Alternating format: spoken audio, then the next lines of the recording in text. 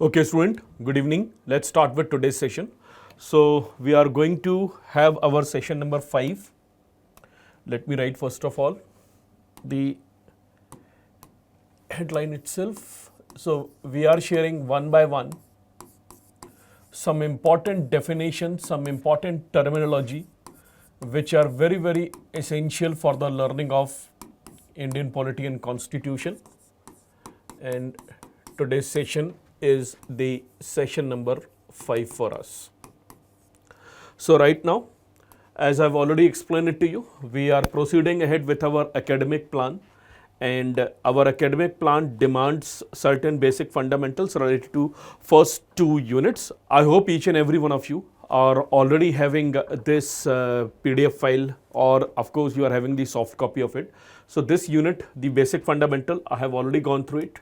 And right now I'm dealing with this particular unit, which is very essential, which is considered to be the sine qua non in terms of the understanding of the constitution. So we have gone through the understanding of the law, and right now we are dealing with this particular unit. So in our previous sessions, our point of concentration was understanding the language of law and of course understanding the language of rights. So these are the 2 concepts we have already gone through. Right now we are dealing with the concept of human right. So in today's session we will be going to dedicate our half of the session in understanding human rights, and of course then we will move towards understanding these 2 words in an integrated manner, liberty and freedom.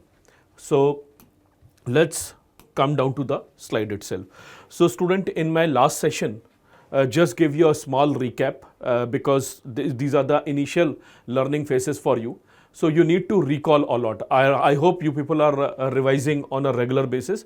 Some of you are already asking questions to me. I have already shared my WhatsApp number with you, and you people are already sharing some important questions. This is very important, and this is definitely very much required to have the regular interaction with each other. So far, I have gone through definition of rights. So in my last session, I have told you rights are basically certain type of claims, certain types of opportunities, certain types of entitlement that can be sought by an individual that need to be having the legitimacy of the society as well as the institution of a state. So in my last session, I have explained you that rights can be divided into moral rights. You've gone through it. Rights can also be legal rights. Legal rights can be further divided into 2 important type of rights, which are the socio-cultural rights, which are against the discrimination. Socio-cultural rights, right to life, right to privacy, need to have lot of freedom, liberty under the socio-cultural rights. And of course, the larger learning of legal rights can also be considered to be a democratic right, which is the political rights. So rights can be of 2 types initially, moral rights, legal rights, and then later on I have told you one of the most important learning of rights where a state will not interfere, a state will make sure that they will have a philosophy of non-intervention, negative rights, and apart from that, political right. So, positive rights. So in our previous session, I have gone through every single input related to the definition of rights, and of course certain very important handy example which are essential for our learning, and this is something you've been mastering it, learning it, recalling and revising is something that you have to do on a regular basis. उसके बाद हमने ये पढ़ा था what all are the various theory of rights, philosophy of rights. Always remember, there are 2 aspects of learning humanities concept. What exactly is the concept and what is the basic philosophy behind the concept? So theory of rights I have gone through, and I have gone through a very important theory of right, which was the natural right theory. Natural right theory, moral right theory, and one of the most important one was the legal right theory. Remember example of John Austin and Jeremy Bentham that I have shared with you. These thinkers, you should look into the works of these thinkers. Whenever you are revising your concept, you should look into the work of these thinkers as well. So theory of rights I have shared with you. And I have told you, student, as far as Indian Constitution is concerned, Indian Constitution is the amalgamation of all important concepts which are related to rights or the theory of right. तो ये मैंने कल पूरा आपके साथ class में share किया था. This is something I have shared with you in toto, in completion in my last session itself. And towards the last half an hour, I've been sharing with you the concept of human rights. So let me start once again with one very important area. Although you people have already written inputs related to it, थोड़ा सा पीछे जाके revise करेंगे and then I will give you more example and then we will proceed further. So in my last session, I've told you the importance of human rights. So importance of human rights can be associated with one very important definition, that these are basic entitlements that are very essential for being a human. Irrespective you are citizen from this country or that country, being a human, there are certain basic entitlements that need to be protected anyhow. And I've told you, human rights are universal. I have given you the depiction of it. Universal proposition is one of the most important parameter of human rights. So human rights are universal. Human rights are inalienable, that cannot be taken away. Human rights are considered to be indivisible. Indivisible मतलब किसी एक को कम करके दूसरे को बढ़ा दे, ये नहीं हो सकता. All rights are equally important, and of course human rights are interdependent. These are all the important theory that I've shared with you. And I've also shared with you one of the basic parameter based upon which the human rights got its nomenclature was basically Universal Declaration of Human Rights, immediately after the culmination or ending of the Second World War. With the help of America and up to certain extent Britain, Universal Declaration of Human Rights got its foundation. लेकिन Universal Declaration of Human Rights के पहले the 13th Amendment of American Constitution, as well as some important events like Magna Carta, International Labour Organization, and in your world history, your faculty will definitely going to teach you a very important concept, Atlantic Charter. Atlantic Charter leads to the understanding between the Britain and America to counter the Nazi forces. And that Atlantic Charter is considered to be the basic foundation of having the human rights. So human rights are very essential because it is going to consider as a global rule book. It is a global rule book and it will always make sure that your freedom is going to be maintained and abuse of power is going to get avoided. तो मैंने human rights का एक overview दिया था आप लोगों को. And towards the end of my session, I have shared with you classification of human rights, and human rights can be divided into, just cross check your notes. It can be divided into the civil and political rights. These civil and political rights are nothing, but they are also known as the democratic right and certain civil liberties. आज हम focus करेंगे कि liberty शब्द होता क्या है.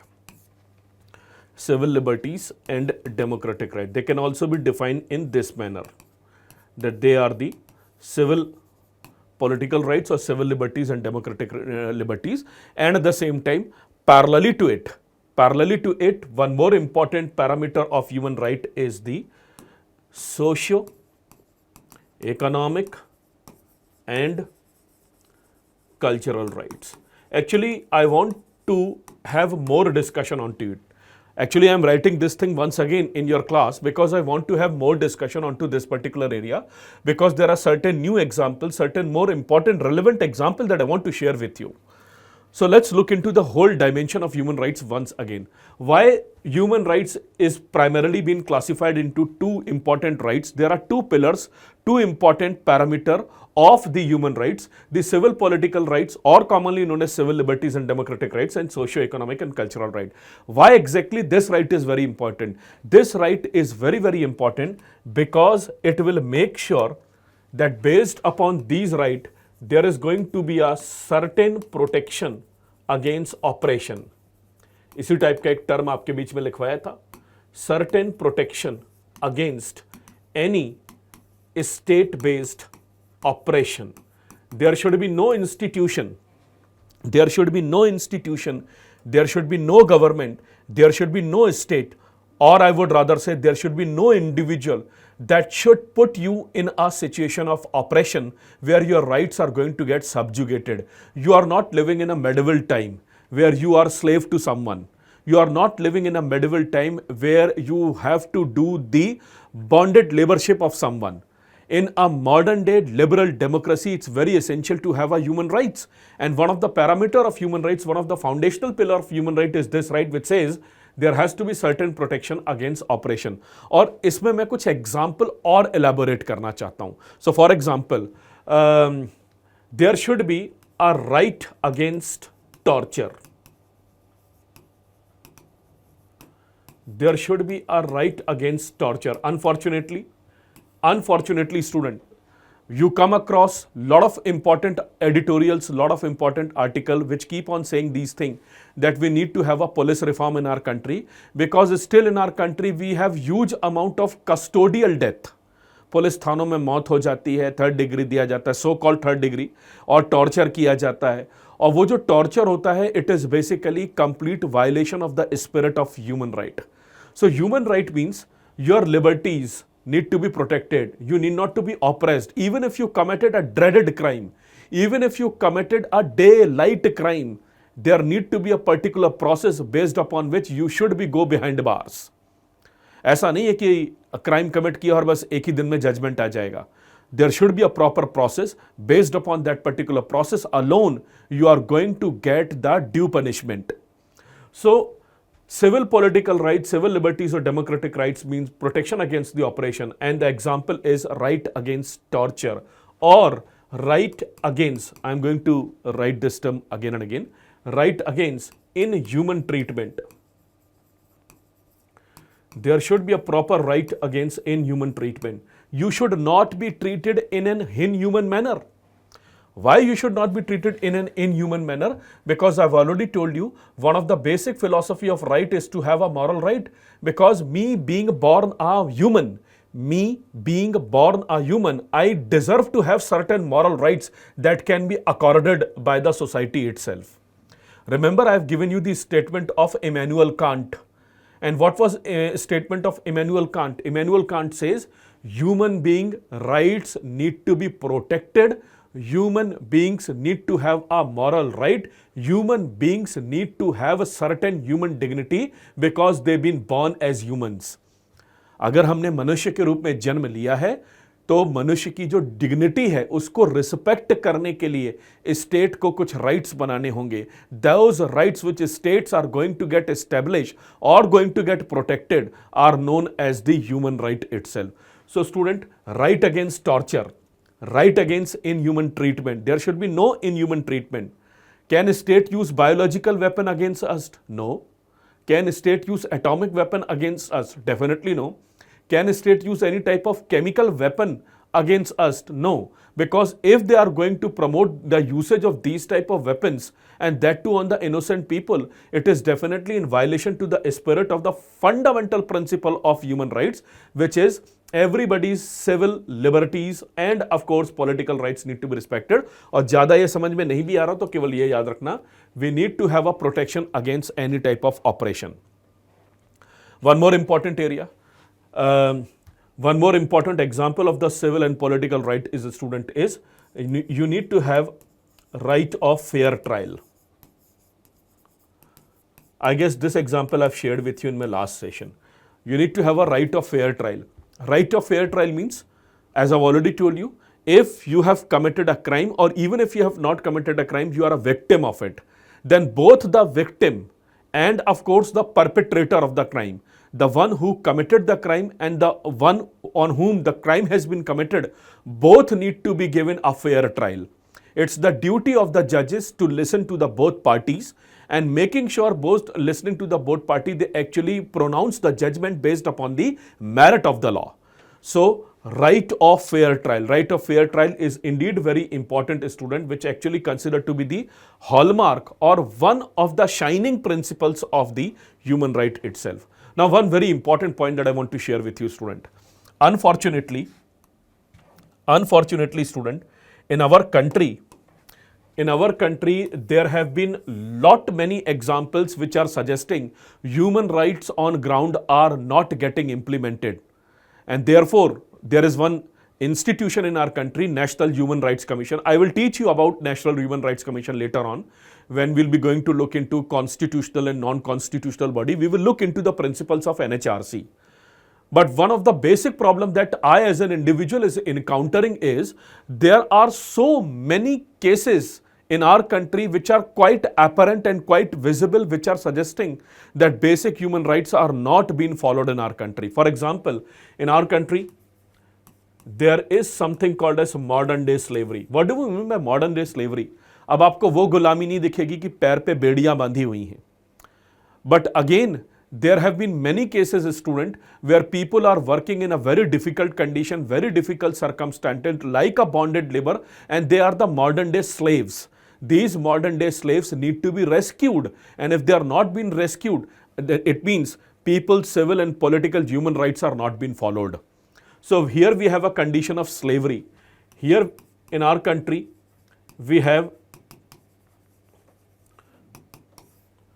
an organized crime which is promoting the prostitution. We have slavery. We have child laborship. And at the same time, we also have the problem of manual scavenging. Manual scavenging means there are so many laborers who actually get into the open manhole, open gutter, and they create a situation where they are actually cleaning the open gutter or the manholes without having any type of equipment. And there have been hundreds of cases that we have come across where manual scavengers have lost their life because of inhaling those poisonous gases which are there in the manhole.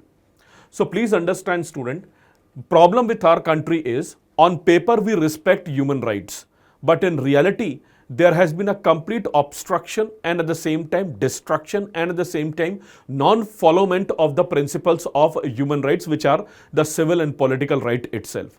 So slavery is there, prostitution is there, child laborship is there, manual scavenging is there, and of course trafficking is there. Trafficking का मतलब है लोगों को तस्करी, human trafficking, rural area से, border area से लेकर आते हैं और हार्श कंडीशन में काम कराए जाते हैं उनसे. All these are the social problems that are indicating that the constitutional principle of human rights are not being followed very vigilantly in our country. And therefore, I have to associate this very point over here. The principal framework of human right is, a student, there should be complete protection against oppression, and it is a principle of negative right. Isn't it? It's a principle of negative right. What do we mean by negative right? I've told you in my last session. Negative right primarily means those rights where there is going to be a principle of non-interference by the state. There are going to be certain situation, certain principle in which a state will not interfere and will not take it away. क्या state कभी ये कर सकता है कि आपको fair trial देने से मना कर दे? No. If a state is taking away your fair trial, it means they are violating basic human rights. Can a state do these things that they are going to create a situation where torture is going to be unleashed upon us? No, not at all. So, क्या state हमें इस right को ले सकता है वापस की right against torture? I as an individual, you as an individual, every prisoner in this country is having a right against torture. So if right against torture is there, it is basically a negative right. State cannot take it away. State ये थोड़ी ना कह सकता है कि एक काम करते हैं 15 दिन के लिए torture करना चालू कर देते हैं. Right against torture is a basic universal negative right, and in common language it is commonly known as the human right itself. So human right के ये जो principle हैं, civil rights, political rights, right to vote, democratic system में आप vote करने के लिए आगे आ सकें, they all are considered to be the negative rights. Negative right means primarily a state will not interfere on into it. And I've already told you in my last class, negative right and positive rights are actually same side of the coin itself. In order to establish negative right, a state may be going to take some interference step, but that interference step is to increase the capacity of the people to have more rights. Larger principle is कुछ चीजों में state दूरी बनाए रखने की कोशिश करेगा, कुछ चीजों को स्टेट कभी टच नहीं करेगा, कुछ चीजों को स्टेट कभी टर्न करने की कोशिश नहीं करेगा. And unfortunately, student, when I look these example that India is considered to be the hub of the modern day slavery, prostitution, child laborship, manual scavenging, trafficking, then unfortunately I have to use this thing that on paper human rights are not being, on papers it is there, but on ground they are not being followed in the spirit of the letters of the human rights principle which was created in the year 1948, India being a party to it. Let me give you one example. For example, student, there is one global index. There is one global index, Global Slavery Index. Look, student, if your expectation is that faculty will teach you this bare act from top to bottom without doing the analysis, without doing the lot of introspection in the class, then definitely I am not one of those people. I am not Lakshmikant. I am not a book of Lakshmikant. I am not the chat GPT teacher who will teach you this is article 1, this is article 2, this is article 3, this is article 4. That's not how I'm going to proceed ahead. I'm going to have a very holistic learning of the topic itself. Because I firmly believe it will take some time, but the moment you are going to have the holistic learning, your learning is going to be phenomenal. So look at Global Slavery Index. What is Global Slavery Index? Global Slavery Index is being created by one Australia-based institution, Walk Free Foundation. And unfortunately, student, as per the learnings of the Walk Free Foundation, India is having a lot of examples of slavery, modern day child laborship, manual scavenging, trafficking, prostitutions, and therefore I have to say this thing, human right as a negative principle of right are not being followed very vigilantly in our country. ये सब हो रहा है और ये सब हो रहा है, इसका मतलब है स्टेट इसको कंट्रोल नहीं कर रहा है. स्टेट को यहां पर इंटरफियर करते हुए लोगों को स्लेवरी से बचाना है, चाइल्ड लेबरशिप से बचाना है, मैनुअल स्कैवेंजिंग से बचाना है. Because if state is going to interfere on to this area, it will make sure that the people's basic civil and political rights and democratic rights are going to get ensured. अब आप सोच रहे होंगे sir इसमें interfere क्यों करना चाहिए, negative rights में तो इंटरफियर नहीं होता है. अरे भाई, नेगेटिव राइट्स के प्रिंसिपल्स पर इंटरफियर नहीं होता है. What is the basic principle of negative right? The basic principle of negative right are that there should be zero interference of the state on those basic rights which are very, very essential or considered to be very, very essential for having the proper human dignity. So if somebody is employing someone as a slave, can that particular situation be go unregulated? Answer no, it cannot go unregulated. State वहां पर interfere करेगा जहां पर उसको इस situation को दूर करना है. What is the primary situation? Primary situation is to respect the human dignity. Can state take away human dignity? No, state cannot take away human dignity. But in order to make human dignity, state can make certain mechanism. When a state will make law related to mechanism, then it would be positive. But when a state has a purpose that human dignity need to be maintained and we are not going to take it away, then it is having a negative right purpose. So by and large, student, every time if somebody is oppressed, somebody's identity has been misused, somebody's dignity has been taken for a toss, if human dignity is going to be completely destroyed, then it is a violation of the human right. तो state क्या करेगा? State किसी की human dignity को छीनेगा नहीं. अगर state human dignity को छीन रहा है तो गलत कर रहा है, because human dignity need to be maintain as per the principle of negative right. So all these civil, political, democratic rights are related to negative right. But in order to maintain those negative rights, state will take some interference step. So unfortunately, as I've already shared with you on to this example, that as per the Global Slavery Index, our country is one such country where a lot of child laborers, manual scavenger, modern day slaves are working. And if they are working, I have to say this thing, civil liberties of lot of people have not been identified. I'm a lucky person that being born into a family which allowed me to have education, which allow me to have modern day conviction, which allow me to have modern day knowledge and modern day learning to cross question my abilities, cross question few people steps, and at the same time I'm a learned person in terms of the fact that I can put up question in front of issues. But there are so many people who are not considered to be in situation. Their human dignity need to be maintained. और अगर human dignity ये maintain नहीं हो रही है, इसका मतलब है कि हमारे यहाँ human rights follow नहीं हो रहे हैं. And this is where constitution and human right goes hand in hand. Always remember, student, Constitution is a larger principle, but the larger principle is actually being taken with the help of human rights. So whether it is a moral right, legal right, negative right, positive right, all these things are well included in the Constitution. Constitution is basically the offshoot of human right itself. जो human right के principal है ना, वो human right के principles को ही ध्यान में रखते हुए कॉन्स्टिट्यूशन बनाया गया है. So if we are having a situation where these people are large in number, then I have to say both things in confidence and with lot of conviction that right now in our country, neither the human right values nor the constitutional values are followed in both letter and spirit. So this is where the core argument is, student. So this is the example I have not shared with you in my last session. I am recalling it again and again. So civil political rights are also known as civil liberties, democratic right. Democratic rights can also be associated with the voting right and all, which cannot be taken away. So by and large, the framework of the negative purpose. Parallelly, what do we mean by socio-economic and cultural right? Socio-economic and cultural right means those type of right which will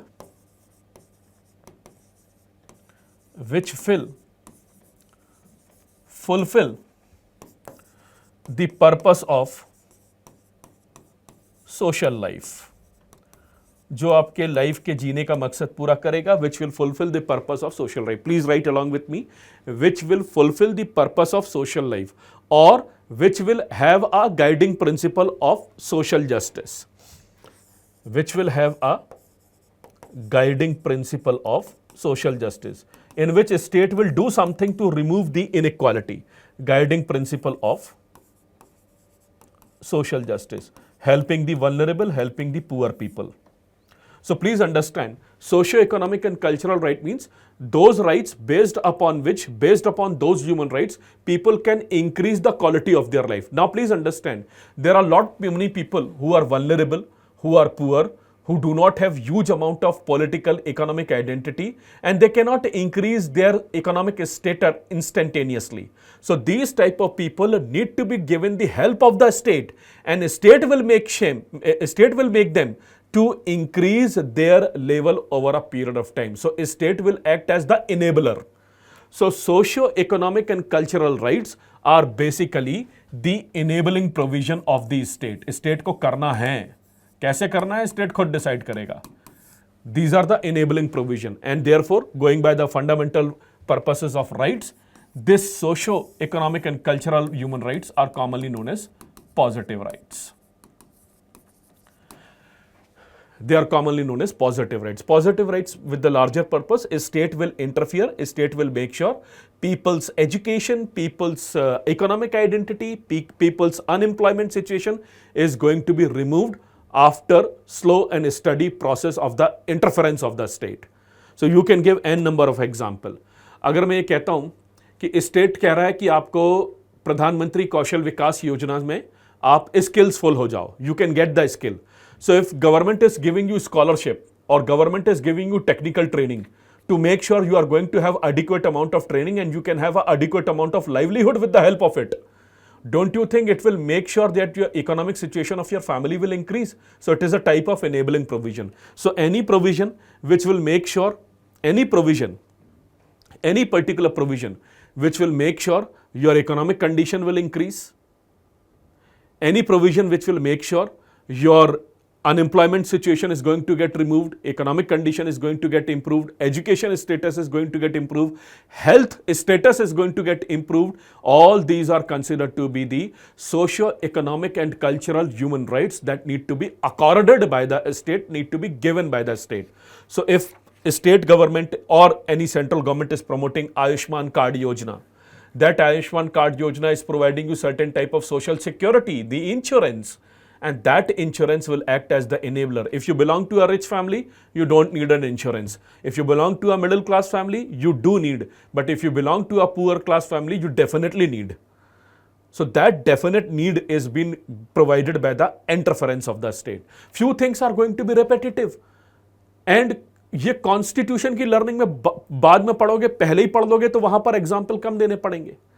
So human rights are being very well described in this manner, student. So right to education, right to environment, right to health, right to skills, right to livelihood, these are all considered to be the larger framework of the socio-economic and cultural right for which a state will do something. अब याद रखना student, यदि state कुछ programme चलाता है, यदि student welfare program चलाता है, so they actually promote the principles or ideals of the socio-economic and cultural right. They should do those things. After all, this is what the government is all about. This is what the state is all about. तो state जो कर रहा है वो उसका positive aspect है और state को जो नहीं करना चाहिए वो उसका नेगेटिव एस्पेक्ट है। लेकिन नहीं करने वाले चीज के लिए भी स्टेट को कभी ना कभी कुछ ना कुछ स्टेप्स लेने पड़ते हैं। And therefore I have told you in my last session that negative rights and positive rights can not be studied in isolation, somehow they are complementary to each other. So this is where the learning issue related to human right is very, very essential. Moving on, giving you a very important theoretical part, student, the 3 generations of human right.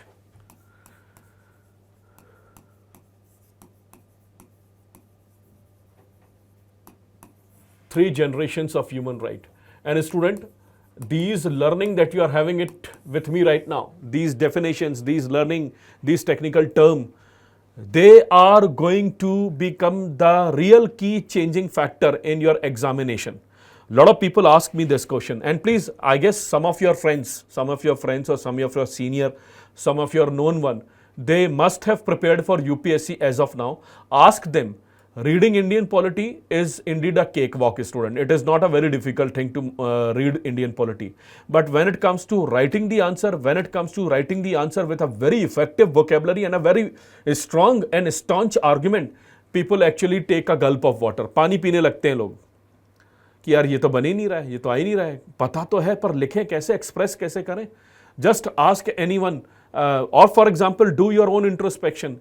I guess all of you were aware about human rights. We all are having the idea of human rights. Human right is not directly been linked to your syllabus, but when it comes to the proper understanding, you need to know the difference between the democratic rights, civil liberties, civil rights, and of course the larger socio-cultural and of course economic rights. और जब ये difference समझ में आने लगेंगे तो answers में दिखने लगेंगे, और जब आंसर्स में दिखने लगेंगे then you will get more closer to the exam. So let's look into the 3 generation of human rights. So there are a lot of political thinkers, there are a lot of people who are the students of Indian Constitution. They actually consider that Constitution need to be updated from one generation to the another generation, because after all Constitution is a living document. It is not a rigid one, it is a living document. And as far as the Indian Constitution is concerned, it is considered to be the product of social revolution. तो जैसे जैसे society बदलती है, constitution के philosophical angle को भी नए flavour में दिखाया जाता है, शो किया जाता है. And for this we need to have a understanding of the 3 generation of human rights. So what is 3 generation of human rights? Let's look into it. So first of all student, I hope you all agree that we are living in a multicultural society. We are living in a multicultural society. What do we mean by multicultural society? Multicultural society means there have been people who speak multiple language, they practice multiple culture, they have multiple traditions, they have multiple language, they have multiple culture, multiple tradition, and of course huge amount of diversity among the people, irrespective whether you are having a social condition of India or any other country. Most of the world is moving towards the multicultural aspect, whether it is the European continent, American, and of course I need not to specify India. India's main identity has always been associated with being a diverse country itself. So in diverse country, you are having a multicultural society where people are having different type of eating habits, different type of religion, different type of language, and so on and so forth. लेकिन student जो multicultural society होती है उसमें एक problem भी होती है. In multicultural society you have the poor people, you have the vulnerable people,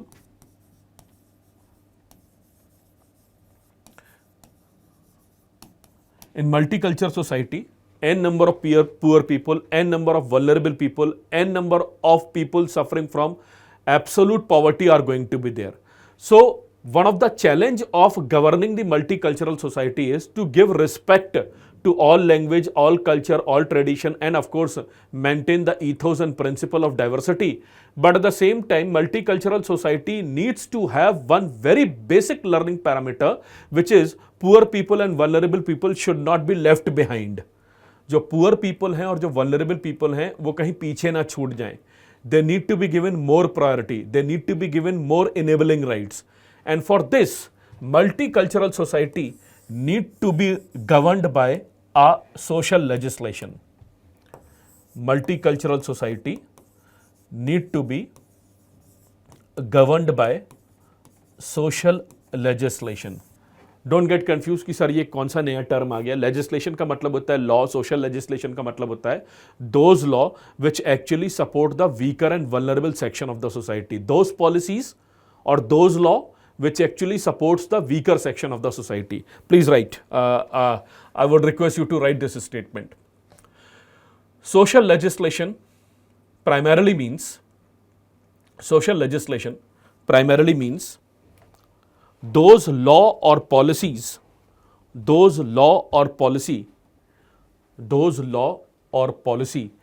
which actually supports the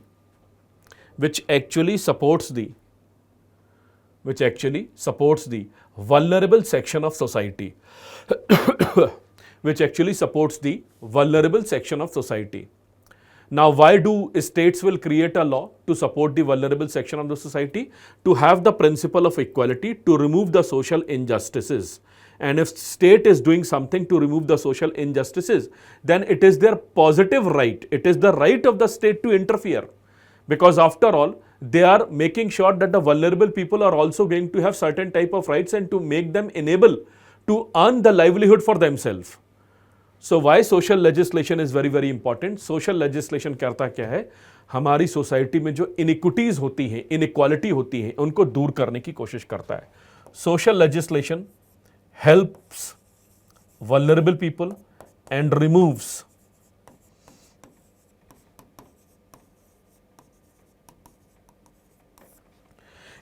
vulnerable people and removes inequities. Very important one, student. Social legislation helps the vulnerable people and remove the inequities. Now, what is the connection between multicultural society and social legislation? In multicultural society, you have different sections of the people, economically, culturally, politically, socially, economically, philosophically, they all are going to be from the different section of the society. To govern the multicultural society, social legislation should be there. And as per the theory of human rights, social legislation बनाने के लिए there should be a proper respect for the 3 generation of human rights. This is where the connection is, student. Are you living in a multicultural society? Answer is yes. India is indeed a multicultural society. So do we have poor people and vulnerable people? Yes, we have a hell number of poor people, and of course the vulnerable people are huge in number. So these people who are huge in number need to be given due importance by the state to make them earn their livelihood, to make them earn their socio-economic and cultural human right. तो यहाँ पर state को interfere करना है, एक positive right के prospect के through interference करना है. सो सोशल लेजिस्लेशन बनाने पड़ेंगे. सोशल लेजिस्लेशन मीन्स मनरेगा program, food security act, so many different type of policies. But whenever these type of policies are going to be created, it actually respects the 3 generation of human rights. So student, in multicultural society, social legislation is required. Social legislation is required, or social legislation should respect 3 different generation of human rights. So let's look into it. 3 different generation of human rights. So let me rewrite the headline. So 3 generation of human rights. So student, when human right got its nomenclature, immediately after the ending of the Second World War, with the creativity of the Universal Declaration of Human Rights, तो पहली generation of rights establish हुए. The first generation rights. the first generation rights. First generation rights being established. First generation rights being established. And these first generation rights were primarily those rights which you have already studied with me, which you have already gone through it. First generation rights are basically those negative rights where a state will have a policy of non-intervention. First generation rights are those civil and democratic or political rights.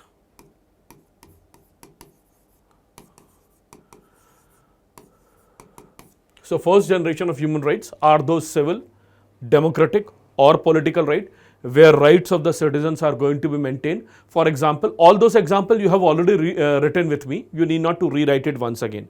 For example, rights of individual against government intervention. For example, government आपसे trial नहीं खींच सकता.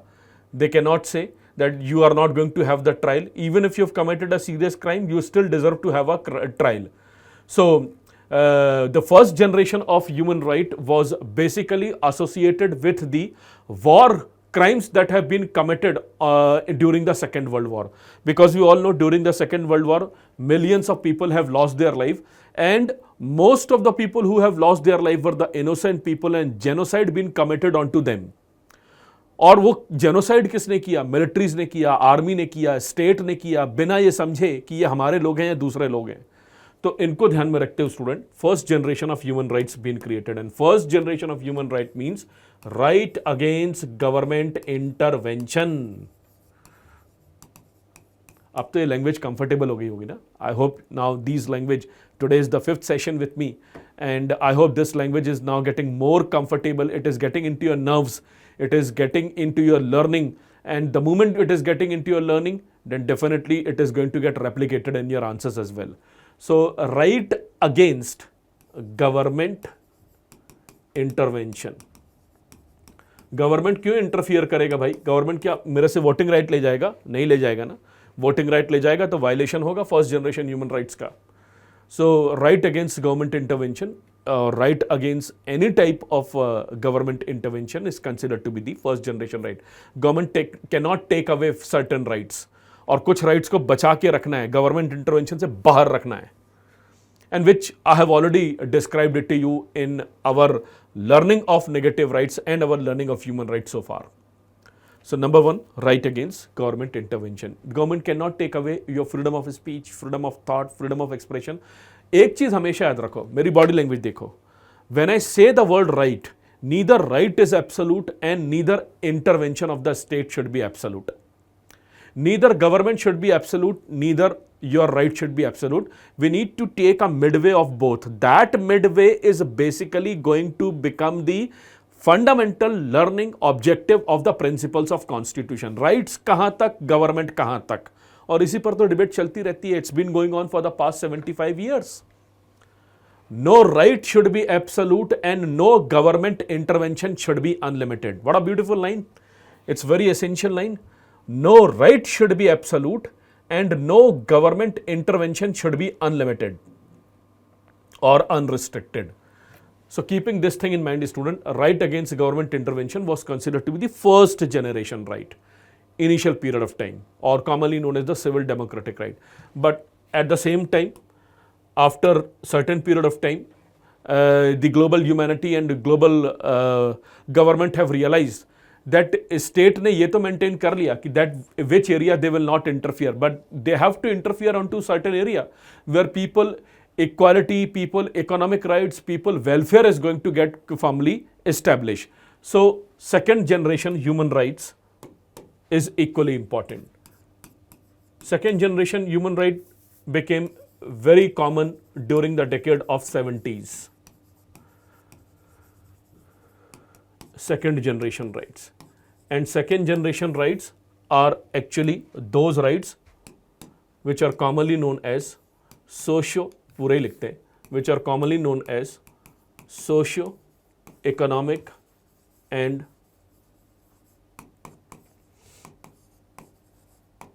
cultural rights. which are known as socio-economic and cultural right. This is something I have already shared with you just now. So your socio-economic and cultural rights, which need to be preserved, which need to be secured, which need to be enabled by the government. And how government is going to enable it? They are going to enable it via social legislation. Law बनाएंगे ना, social legislation बनाएंगे.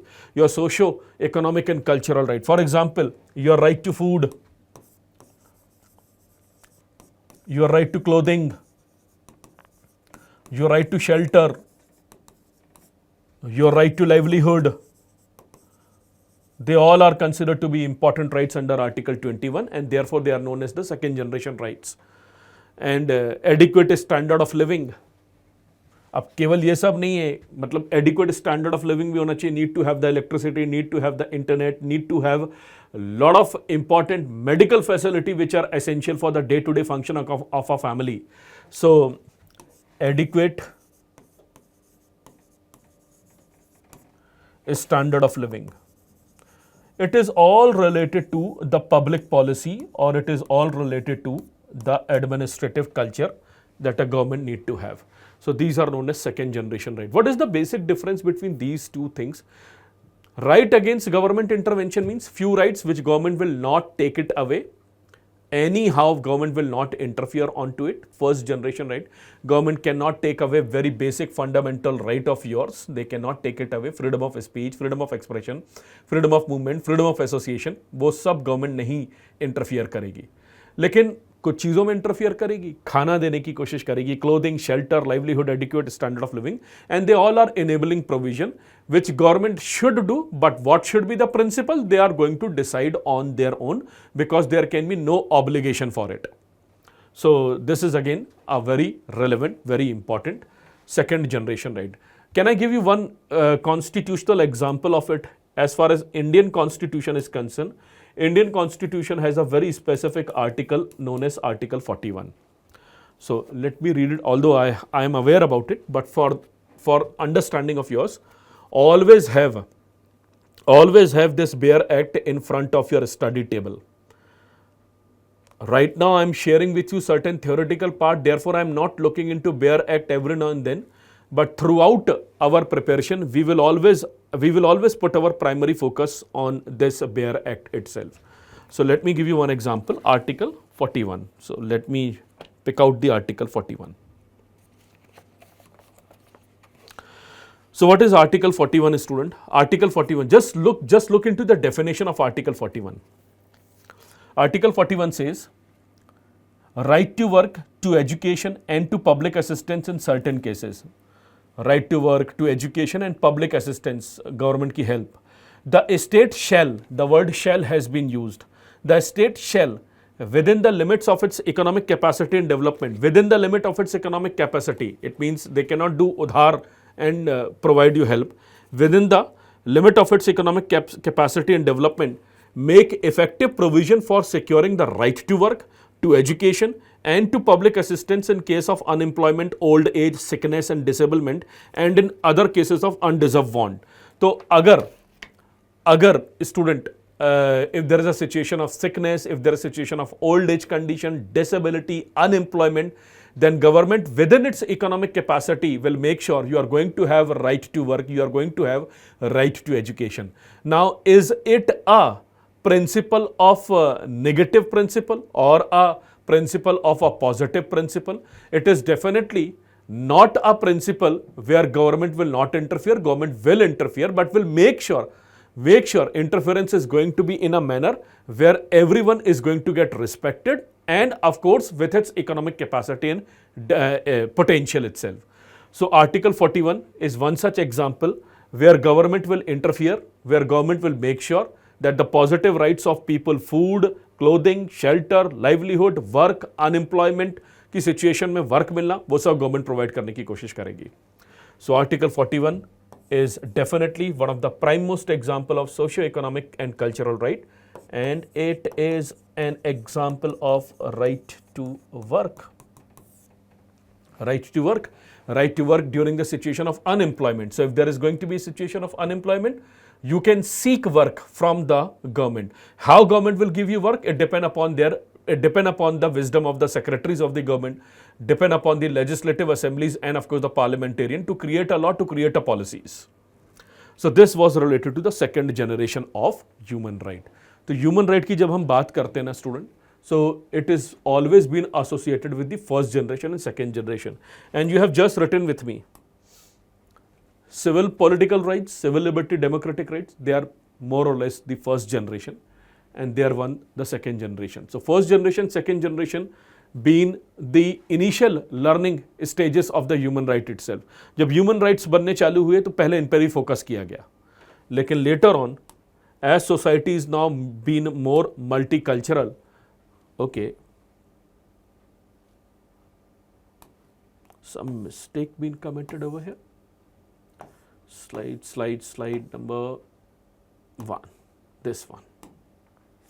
So as progress of global economy been there in the decade of 90s and 2000, and society is turning out to be a huge number of migration is going on from one part of the world to the other part of the world, and society is turning out to be quite a multicultural society.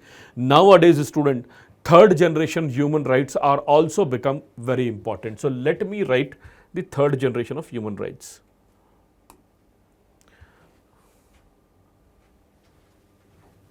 Number C,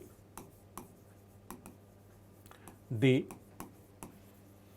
third generation of human rights. So how would you define the term third generation of human rights? Third generation of the human rights are being primarily associated with two things, student. Number 1, rights of cultural minorities. Rights of cultural minorities, or if you want to write only minorities, then also it is going to be sufficing. Rights of cultural minorities, and very important, student, right to environment and right of having a healthy global environment. Right of having a very, very healthy global environment. Right to clean earth, right to clean air, which is been going on debate right now in our country.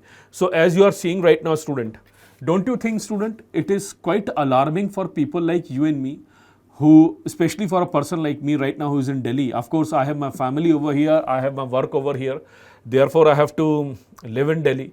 Otherwise, the kind of situation that we are witnessing in Delhi right now, where AQI is crossing 700, I guess today itself in some places AQI was around 700 in Delhi itself, and people still are not demanding to have a clean air. China used to have 700, 800 AQI in the era of 2012 and 13, but due to some harsh step taken by their government, now they are having a clean, pristine air over there. हमें पता नहीं कब मिलेगी वो clean, pristine air. And there have been a lot of articles in Hindu and Indian Express which are suggesting right to have clean air, right to have clean air where PM 2.5, PM 10 is in a regulated condition. It's definitely a third generation human right. Otherwise, the problem is we are not asking for those third generation human rights. So third generation human rights are related to cultural minorities. What is cultural minority, student?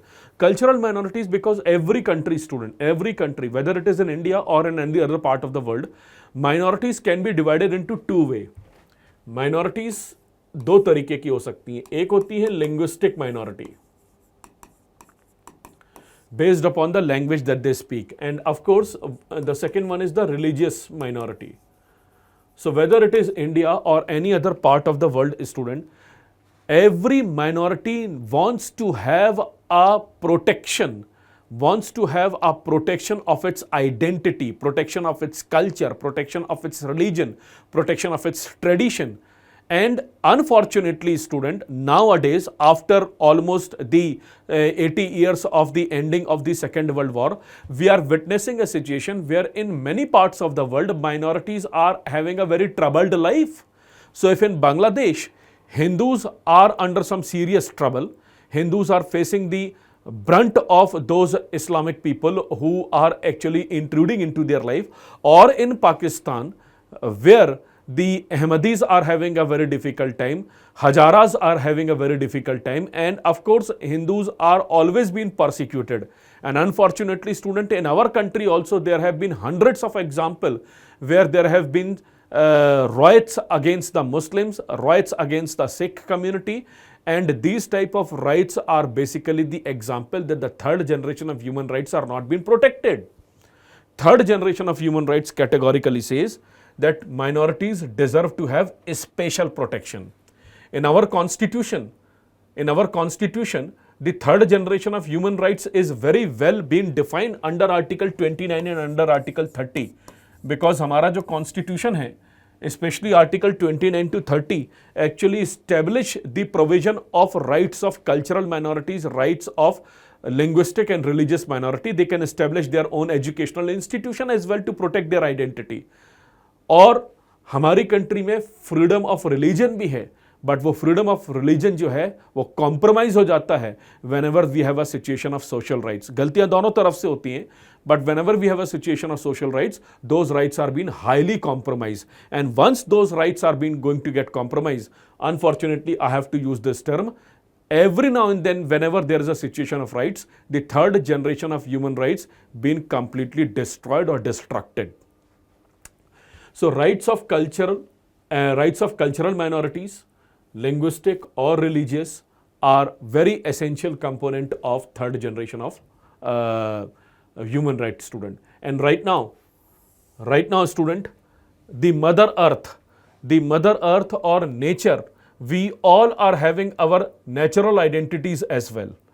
Those natural identity means we are enjoying the fruits of the nature, but those fruits of the nature need to be protected. और जो fruits of the nature जो protect नहीं हो रहे हैं, उनका जो destruction है student, over a period of time, it will definitely going to destruct our socio-political economic identity as well. Every year you are having a flood-like situation in the month of November these days.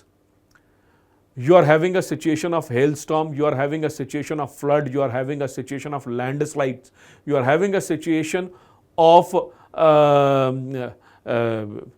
what should I say, the uncontrolled monsoon, where monsoon rain is been going haywire, where there is a complete change in the pattern of monsoon rainfall in our country.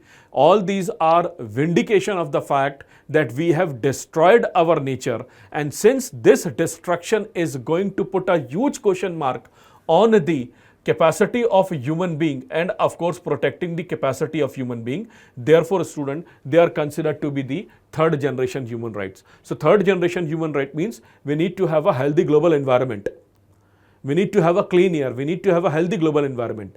और अगर हम इसको नहीं कर पा रहे हैं तो हमारी ह्यूमैनिटी का जो third generation of human rights है ये नहीं मिलेगा, और हमारी आने वाली जनरेशंस की आइडेंटिटी पर इस पर क्वेश्चन मार्क लग जाएंगे. So again a very relevant example that we have to look into. Let me give you one example. आज ना एक कंसेप्ट पढ़ना आप लोग क्लास खत्म होने के बाद. This is something very relevant for your current issues. The Earth Overshoot Day. What do we mean by Earth Overshoot Day? Earth Overshoot Day means Earth every year student, Earth produces something on its own because nature has its own production capacity. But the kind of consumption that we are doing it, actually whatever Earth is producing, we are consuming it within 3 months, within 6 months, within 8 months itself. तो अर्थ पहले जो बनाता था वो 12 महीने हम consume कर लेते थे. अब जो अर्थ प्रोड्यूस कर रहा है नेचुरली वो हम 6 महीने में ही कंज्यूम कर ले रहे हैं. अब वो what do we mean by production of the earth? For example the net oxygen that is been produced by the earth, the net minerals that is being produced by the earth, the net capacities of the earth to give you the fruits of the nature. Those capacities we are actually consuming it. Earlier we consume it in a very regularized manner, but due to the growing capitalism, due to the growing consumption, साल भर में जो अर्थ का capacity होता है वो हम 6 महीने में खा जाते हैं, 6 महीने में कंज्यूम कर जाते हैं. तो इसका मतलब क्या होगा? बाकी 6 महीने हम ओवर एक्सप्लॉइटेशन करेंगे, and that over exploitation lead to the destruction of earth. तो इसलिए हर साल एक कंसेप्ट आता है earth overshoot day. Earth overshoot day is basically related to the capacity of the earth to give you resources for 1 year time frame. But unfortunately, whatever Earth was giving earlier in 1 year time frame, we are actually consuming it within 6 months, within 7 months. और इसलिए हर साल जब अर्थ overshoot जो है वो खिसकता जा रहा है. पहले सितंबर में हुआ करता था, फिर अगस्त आया, अब शायद जुलाई तक आ चुका है. So it's a very important concept, and it's giving you the alarmingness of the third generation of human rights. So human rights are primarily being divided into 3 generations, student: first generation, second generation, and third generation. Very essential. Moving on, let me write one final word. So questions related to human right or understanding related to human right can be easily handled by you. First of all, you are a student of constitution, so you have to be very comfortable with languages of political science, social aspect very comfortably. And human rights is very much a very important, relevant topic. You are not going to counter it directly in your exam, but learning related to it, fundamental related to it, concept related to it can be used very wisely in your answer itself. तो एक final word लिखता हूँ, मैं ही लिखता हूँ board पे, मेरे साथ नोट करिएगा. And based upon this final word, we'll be going to have one debate as well. So please write along with me. Human rights stands for the protection of. I hope you are writing along with me. Instead of dictating it to you, there are few important inputs that I'm going to write it onto the board itself. So human rights stand for the protection of human beings, protection of human beings, and the identity of human beings, and the identity of human beings, and the identity of human beings. Human rights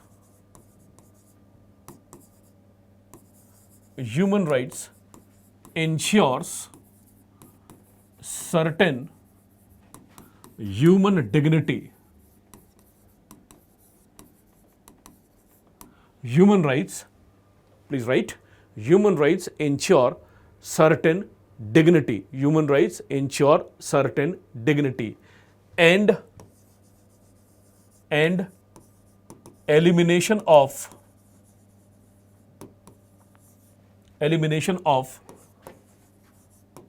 certain oppressions. Human rights ensure certain human dignity and elimination of certain human oppression, and both these concepts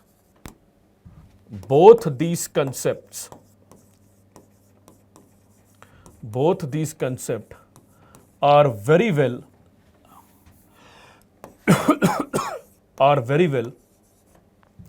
enshrined in, enshrined मतलब लिखे हुए हैं, are enshrined in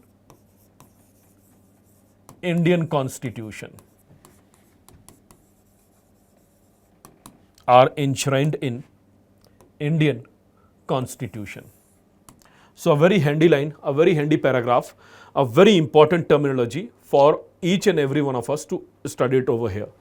So human rights stands for the protection of human beings and the identity of human beings. Human rights ensure certain human dignity and elimination of certain oppressions. And both these concepts are very well enshrined in Indian Constitution. So what is Indian Constitution, student? Indian Constitution is based on the philosophy of all 3 generations of human rights. If somebody is going to prompt me to have a connection between Constitution and human rights, I would straightforward give this reply to him. Indian Constitution is perhaps one such important social document of the world which includes all 3 generations of human rights, because it makes sure human dignity is going to be there based upon the readings of the Article 14, Article 15, Article 16, 17, 19, 22, 23 and 29 and 30. I can easily say, student, Indian Constitution ensures certain human dignity, and it also makes sure that the state is not going to become oppressive, because our Constitution has a very well defined negative and positive rights that need to be followed by the state.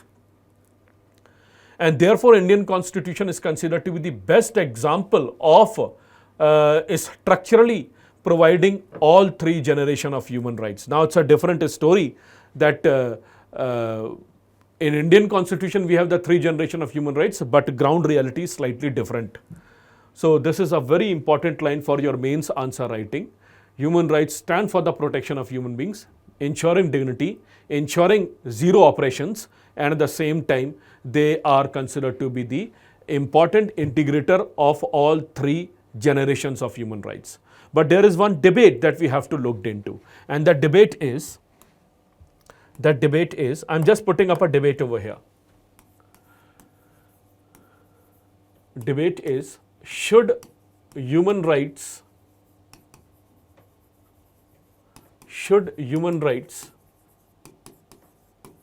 be more tilted? Should human rights be more tilted towards, number one, should human rights be more tilted towards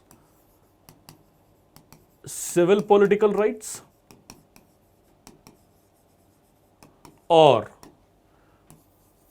socio-economic cultural rights? What's your answer? What's your answer for it, student? Should human rights be more tilted towards the civil political rights or the socio-economic cultural right? What is your answer for this particular question? It's a question for your home assignment. It's a question for your home assignment. Should human rights be more tilted towards the civil political rights or the socio-economic cultural rights? Because this debate I'll be going to have this debate in the Indian Constitution learning as well. Should Indian Constitution put their primary focus on fundamental right or DPSP? Or what should be the primary objective of any running government? And I'm asking it to you. I hope you are definitely going to answer this question. You are definitely going to do the introspection on yours. Should human rights or the value of human rights be more tilted towards the civil political rights, which is right number A, which is the first generation right, or it should be more focused toward the socio-economic cultural right, which is considered to be the second generation of human rights? तो किसकी तरफ ज़्यादा झुका होना चाहिए, part A की तरफ या पार्ट बी की तरफ, या बैलेंस होना चाहिए? What's your critical argument for it? This is something you will answer it on your own, or you can write your argument and you can show it to me. You can WhatsApp me those particular argument of yours. So this is again very relevant for understanding of this concept. So moving on, let's look into one prelims based topic itself. One important headline that I'm writing it to you. Important treaties and convention. What do we mean by convention? Convention are those conferences where global leaders or global institutions get together, get assembled, and they actually creates an international law or international treaty. Conventions are basically protocols. Conventions are basically treaty based upon which the global governance models are going to get created. So important treaties and conventions related to human rights. तो पिछले 80 सालों में कुछ important convention and important treaties which are related to human rights. Although there are at least 11, 12, but from the examination perspective, I should have a little bit of idea about only 4. So number 1 is, of course, the Magna Carta of human right itself, the Magna Carta of mankind itself, the Universal Declaration of Human Rights, 1948. Number 1. Number 2, International Covenant on Civil and Political Rights. Many times, student, many times in your editorials, in your Indian Polity editorials and articles, or any article written by some famous historian of the Constitution, they will give you reference related to International Covenant on Civil and Political Right. This is the covenant known as ICCPR. ICCPR is a very important covenant because it actually acts as the framework of the extension of the principles of human right.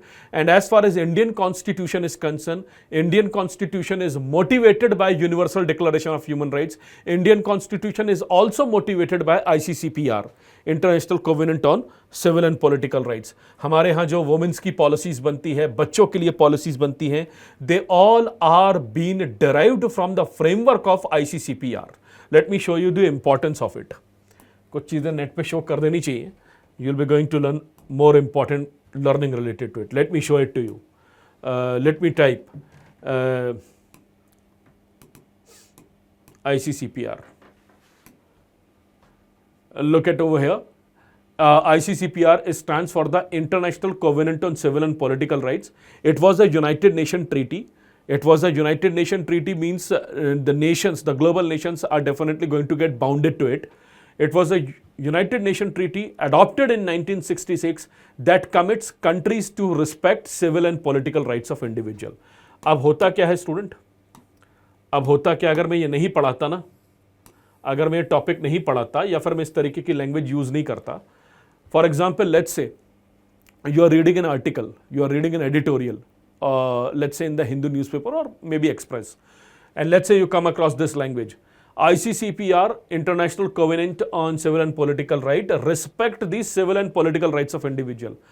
तो होता क्या है, civil और political rights पता तो है लेकिन exact मतलब नहीं पता होता. We do not respect the exact definition, and this is where the problem with the UPSC preparation is all about, student.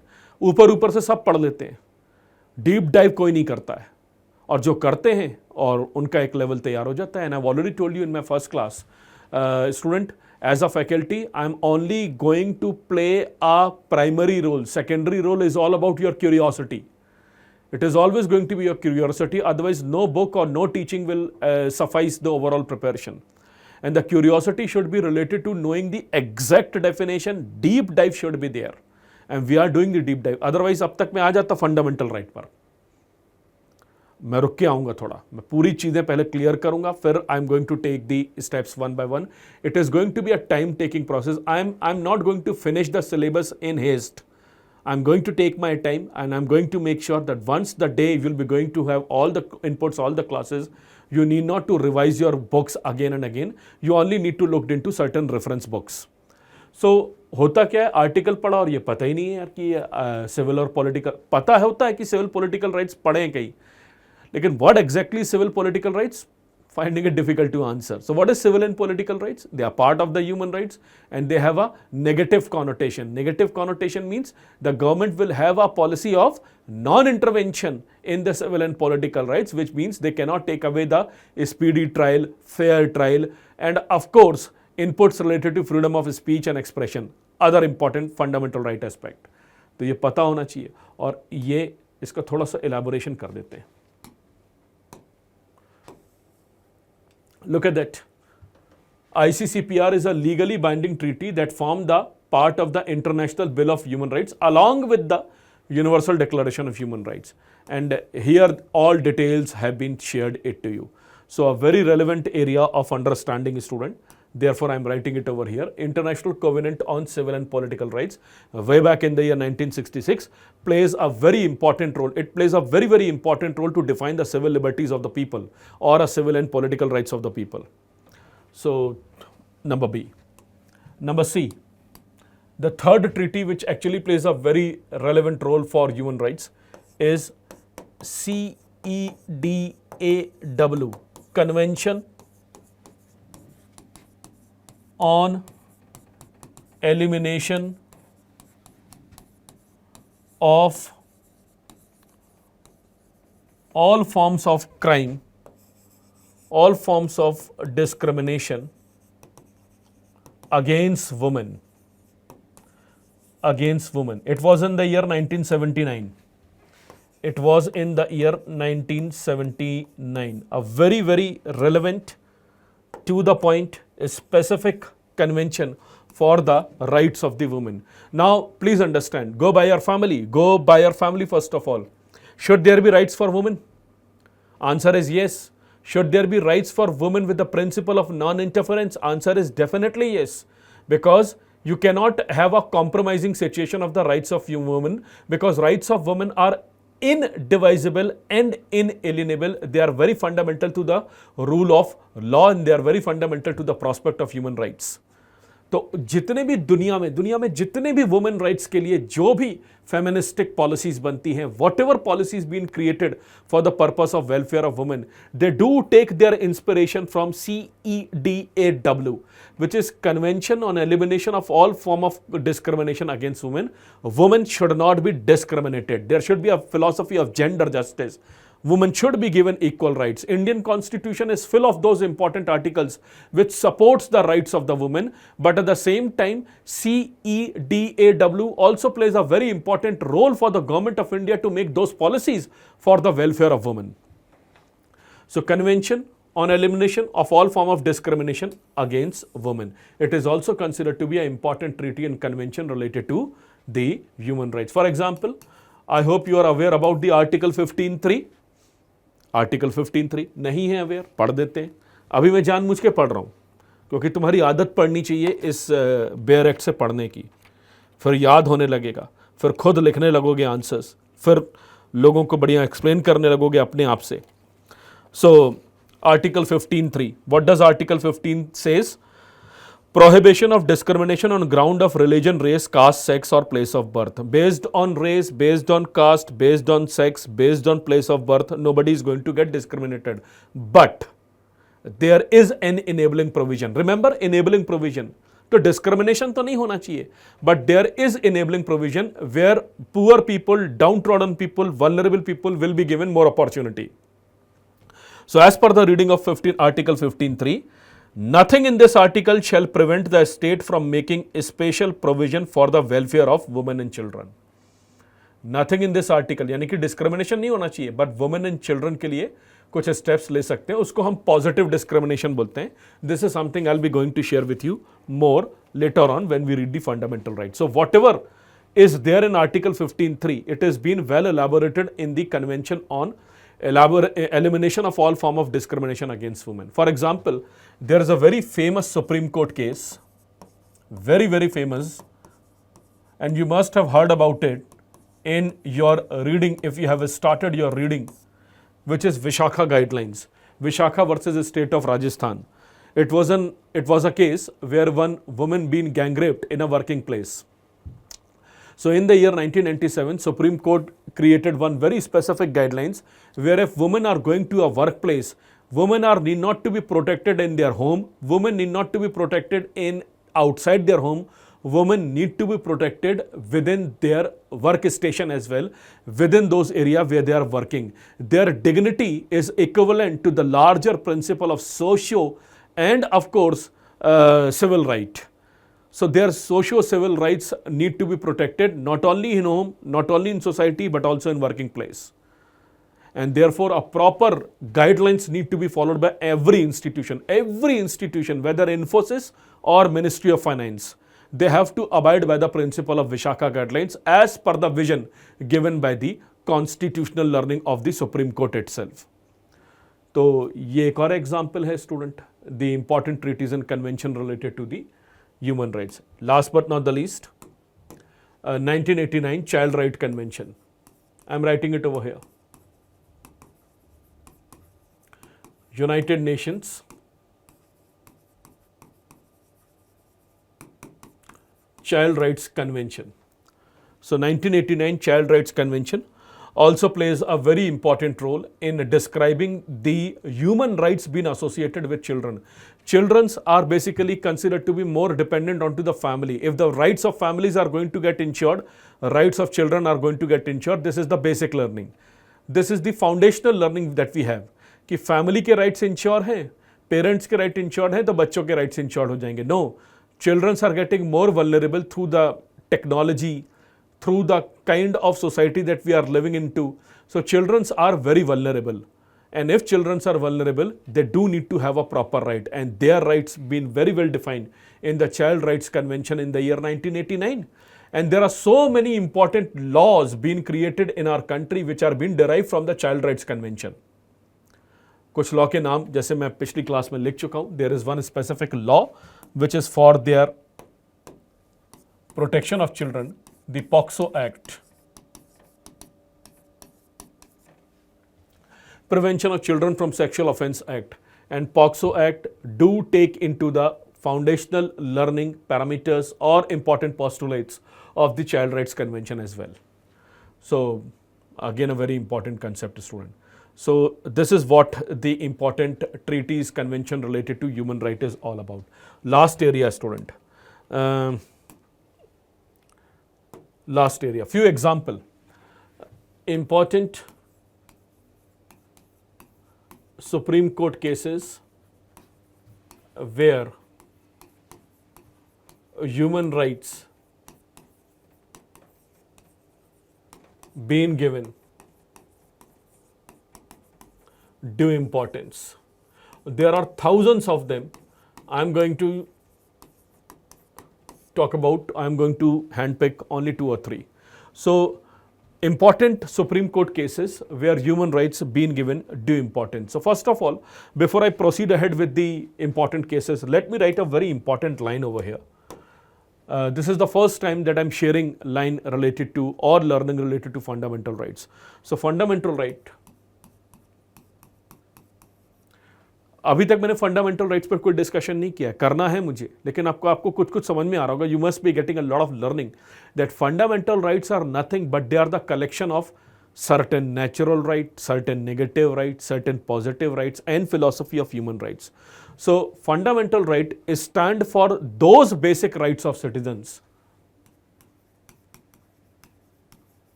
It stands for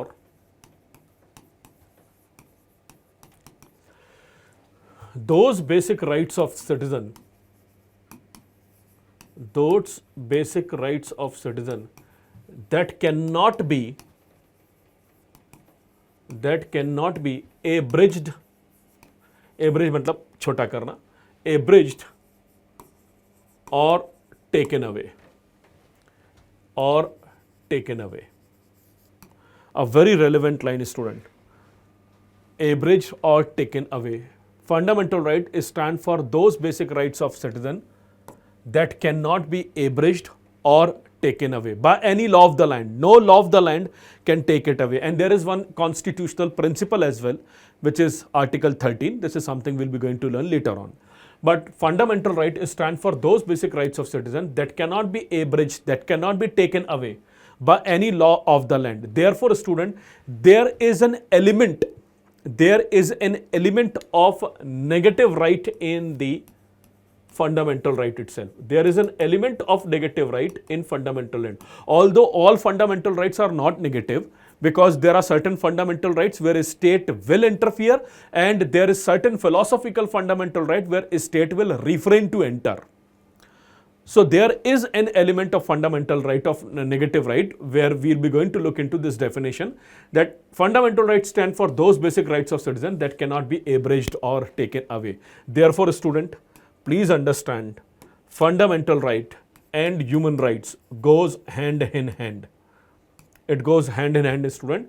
They all are going to be studied in correlation to each other. So fundamental rights and human rights are complementary to each other. Number one, they are complementary to each other, and there have been many Supreme Court cases where human rights have been given due importance, and those human rights are being well integrated into the learnings of the fundamental rights or the philosophy of the fundamental rights in our country itself. I'll give you one example. There is one very important institution case, PUCL versus Union of India. अच्छा, जब मैं कोई case लिखता हूँ, if I'm going to write about a case law, you need not to go to Google and look into all important details and looking into the 1000-page judgment. No, you are not supposed to do this. You are just supposed to look into the important pronouncement of the judgment itself. What Supreme Court adhere to, what Supreme Court suggested to, as far as the case is concerned, this is the only thing that you have to look into. So PUCL is a very important institution in our country. People's Union for Civil Liberties. Let me just check. Is there having any website? Do they have any specific website as well? Should People's Union for Civil Liberties. Where should I type? PUCL. Oh, PUCL. People's Union for Civil Liberties. Do they have a website? Yes, they do have. People Union for Civil Liberties. So this is the website of People Union for Civil Liberties. So many Sudha Bhardwaj photos there. And People Union for Civil Liberties. Now I hope you are getting some connection. Civil liberties, human rights, civil rights. Now these languages now getting more clearer to you. So it's an institution which is fighting for the rights of the people. It is fighting for the human rights of the people. It's one of the most important institution, and they have taken the course of public interest litigation time and again, and based upon which they have been enabled to provide lot many different rights for the people which are not been directly explicitly written in the constitution. And with the help of PUCL, it prompted various institutions of our country, including the central and state government, to create law, to draft law which are for the welfare of the people. So People Union for Civil Liberty, it's a very important institution, student. And this institution has been time and again working for the vulnerable people, those people who really deserve to have the functional aspect of the constitutional rights. तो उनके लिए काम करती है ये institution. तो एक बहुत famous case की बात करते हैं, PUCL versus Union of India, and year was 2001. They have so many cases. I am talking about one cases which is related to starvation death.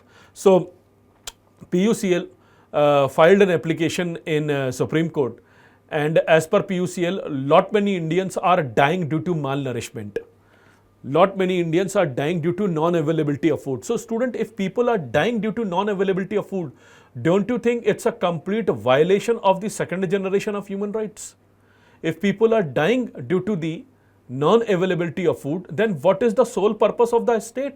The state has to make sure there should be right to life, and that too with human dignity.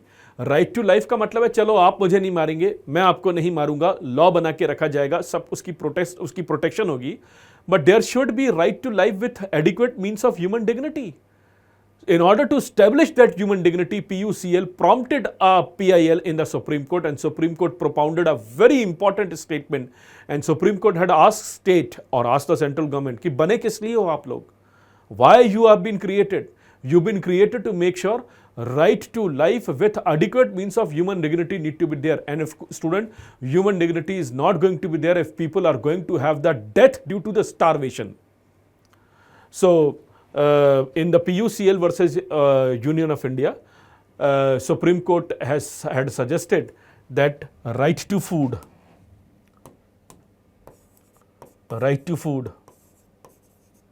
should be acknowledged. Right to food should be acknowledged as the larger framework of human right. And I need not to explain, right to food should be acknowledged with the larger framework of the fundamental right of Article 21, which is related to the human dignity. Having food on the table, at least basic minimum calorie-based food on the table for the survival of human being, for the dignity of human being is very essential. And that's what Supreme Court suggested, that right to food should be acknowledged as the human right. और इसी human right को आप extend कर दो तो fundamental right और Article 21 और human dignity के principle को आप correlate कर लोगे.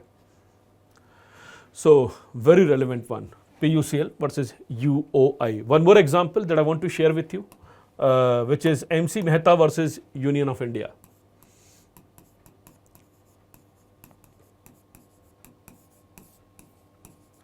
MC Mehta case. This is something you'll be going to read time and again.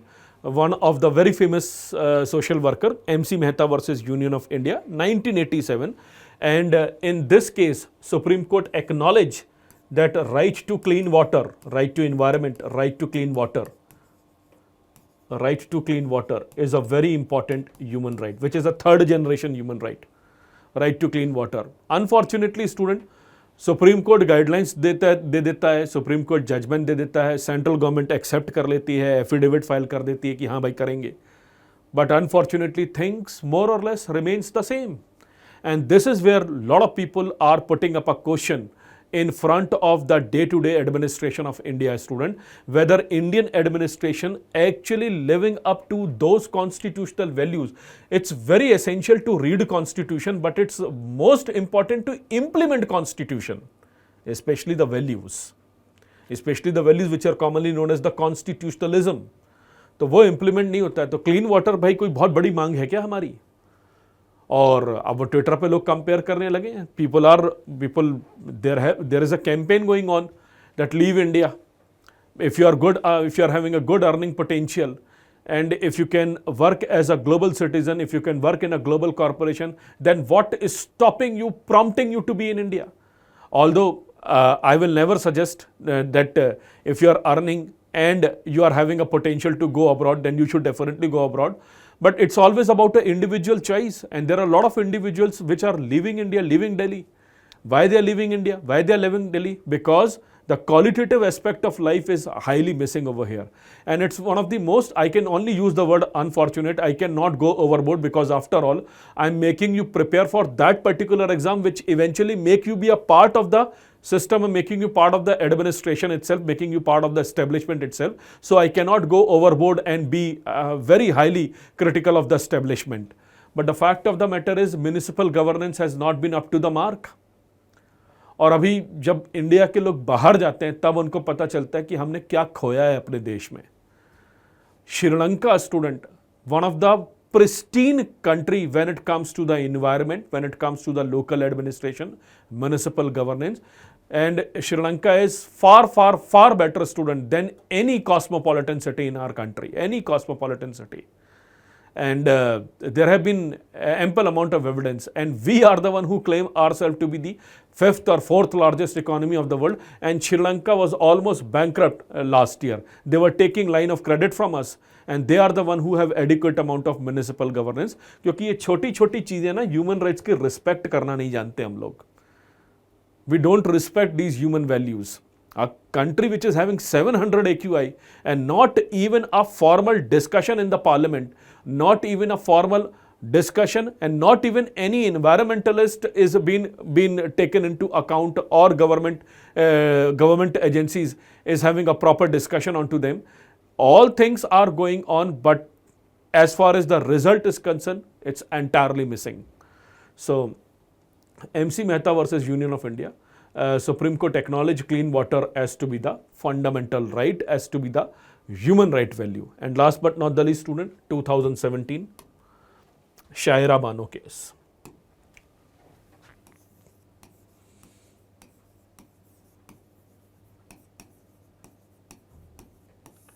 In the Shaira Bano case, Supreme Court acknowledged that instant triple talaq is against human dignity. Is against women's dignity. Is against women's dignity, and therefore they've decided to put a outright unconstitutional provision against the triple talaq itself, and eventually government created a law out of it as well. So Shaira Bano, not Shah Bano. Shah Bano is way back in the decade of 1980s. It was a different case. Shaira Bano case of the year 2017. So in the year 2017, government or Supreme Court realized that instant triple talaq is against women's dignity, and anything which is against human dignity is basically against the provision of human right itself. So we have finished with this particular area, student, human right area. So let me just cross check the syllabus right now. It's time for look into the syllabus. Which part? This part. This part. So what we have done? Have we gone through everything related to law? Yes, we have gone through everything related to rights. So we've gone through two important area of elementary definition. What do we mean by rights? What do we mean by law? Now we are going to put our concentration onto the concept of liberty. So please give the headline, concept of liberty and freedom. So next area for all of us, concept of liberty and freedom. These two words, in fact these three words goes hand in hand. liberty, freedom, rights. Let's look into more technical details related to it.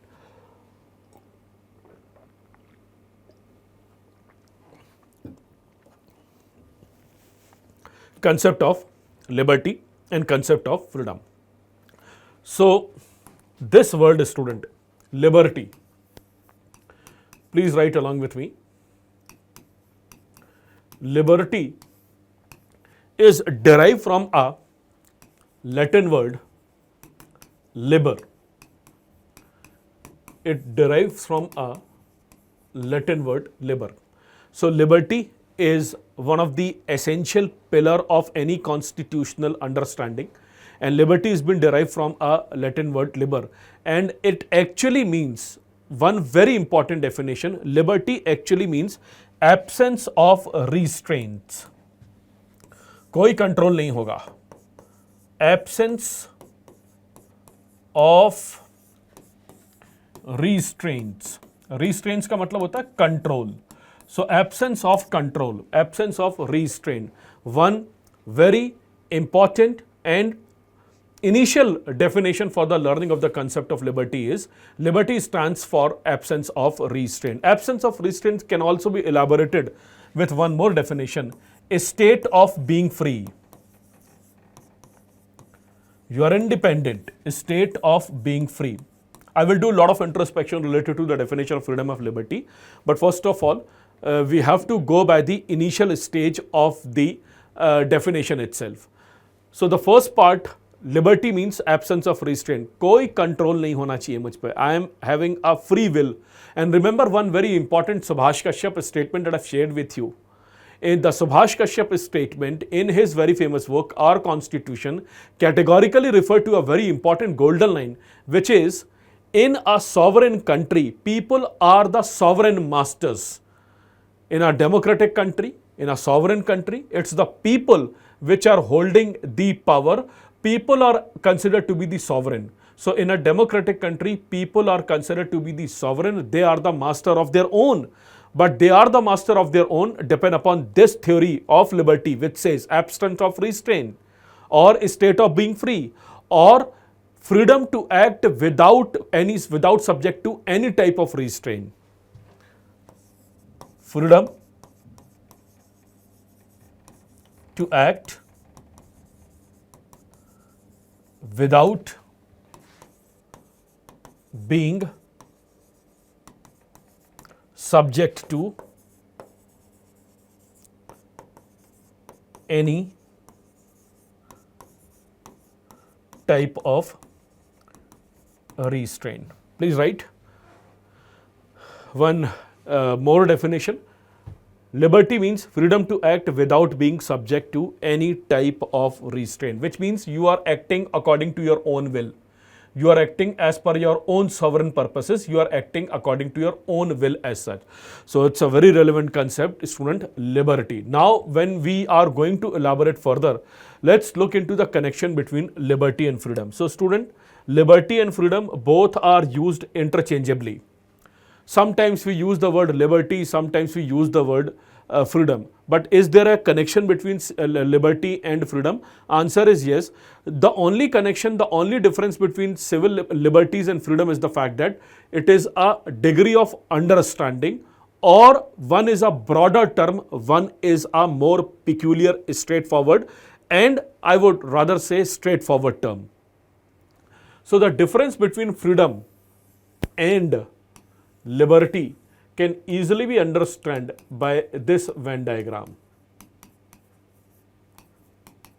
Freedom is more elaborative. Student, freedom is more elaborative. So please understand, all type of liberty is a freedom, but all type of freedom is not liberty. If you go by this statement that freedom is considered to be highly more elaborative compared to the terminology of liberty. If you go by this Venn diagram is related to all A's or B's. अगर आप दिल्ली में हो तो आप India में जरूर हो, लेकिन अगर आप इंडिया में हो तो दिल्ली में हो भी सकते हो और नहीं भी. All A's or B's means everything which is A has to be B, but everything which is B need not to be A. So every type of liberty accord to the principle of freedom, but every type of freedom does not accord to the principle of liberty itself, student. And therefore, there is a huge difference between liberty, there is a huge difference between freedom. And if you go by the degree of understanding, both are used interchangeably, and that interchangeably is being used technically more as liberty when it comes to the study of constitution. But when it comes to the implementation of constitution, we rather use the word freedom. तो freedom और liberty में एक basic difference समझने की कोशिश करते हैं. First of all, freedom is used in more broader way. It is used in more broader way. It is more psychological. It is more psychological. I'll give you example, don't worry. But first of all, understand the learning itself, student, understand the definition itself.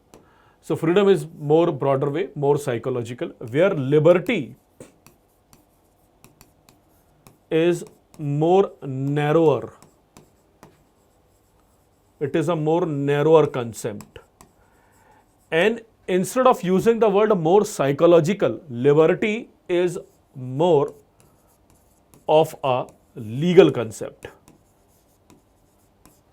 It's more of a legal or a constitutional concept, where there is a certain degree of limitation over here. And when I use the word legal or constitutional, it is more related to safeguarding the social rights or safeguarding the society or safeguarding the rights of the society. So liberty is more related to legal and constitutional concept, more relevant for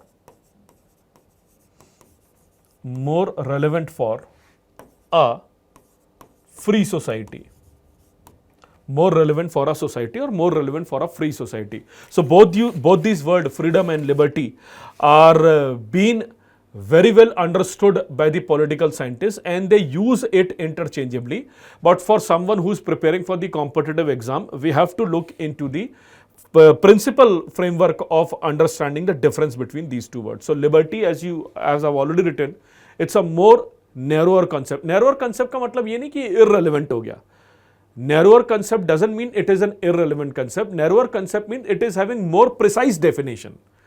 Freedom is more open bracket, whereas liberty is more close bracket. So when I use the term liberty, it is more narrower concept and it is having a degree of responsibility. So when I use the term liberty, it is having a certain degree of responsibility. You can be free, but you cannot be liberal.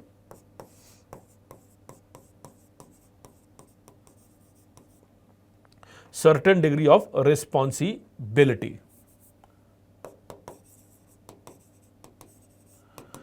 Certain degree of responsibility. Let me give you a few examples. Those examples are definitely going to make real sense to you.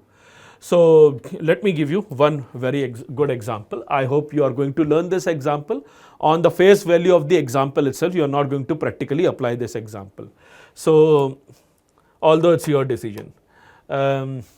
Example is alcohol consumption. Alcohol consumption. Now if you are more than 18 years old, forget about 18 years old, I cannot have a age limit over here. But just for the sake of learning, if you are, let's say, adult, you can take very well your wise decision. And if you can choose your representative, you can also decide what you want to consume, what you do not want to consume. So let's say, student, going by the parameters of law, going by the degree of the law, going by the excise law in our country, you are free to consume alcohol. Yes, you are free to consume alcohol. You have money in your pocket, you can go to a shop, you can purchase your alcohol, you can consume it.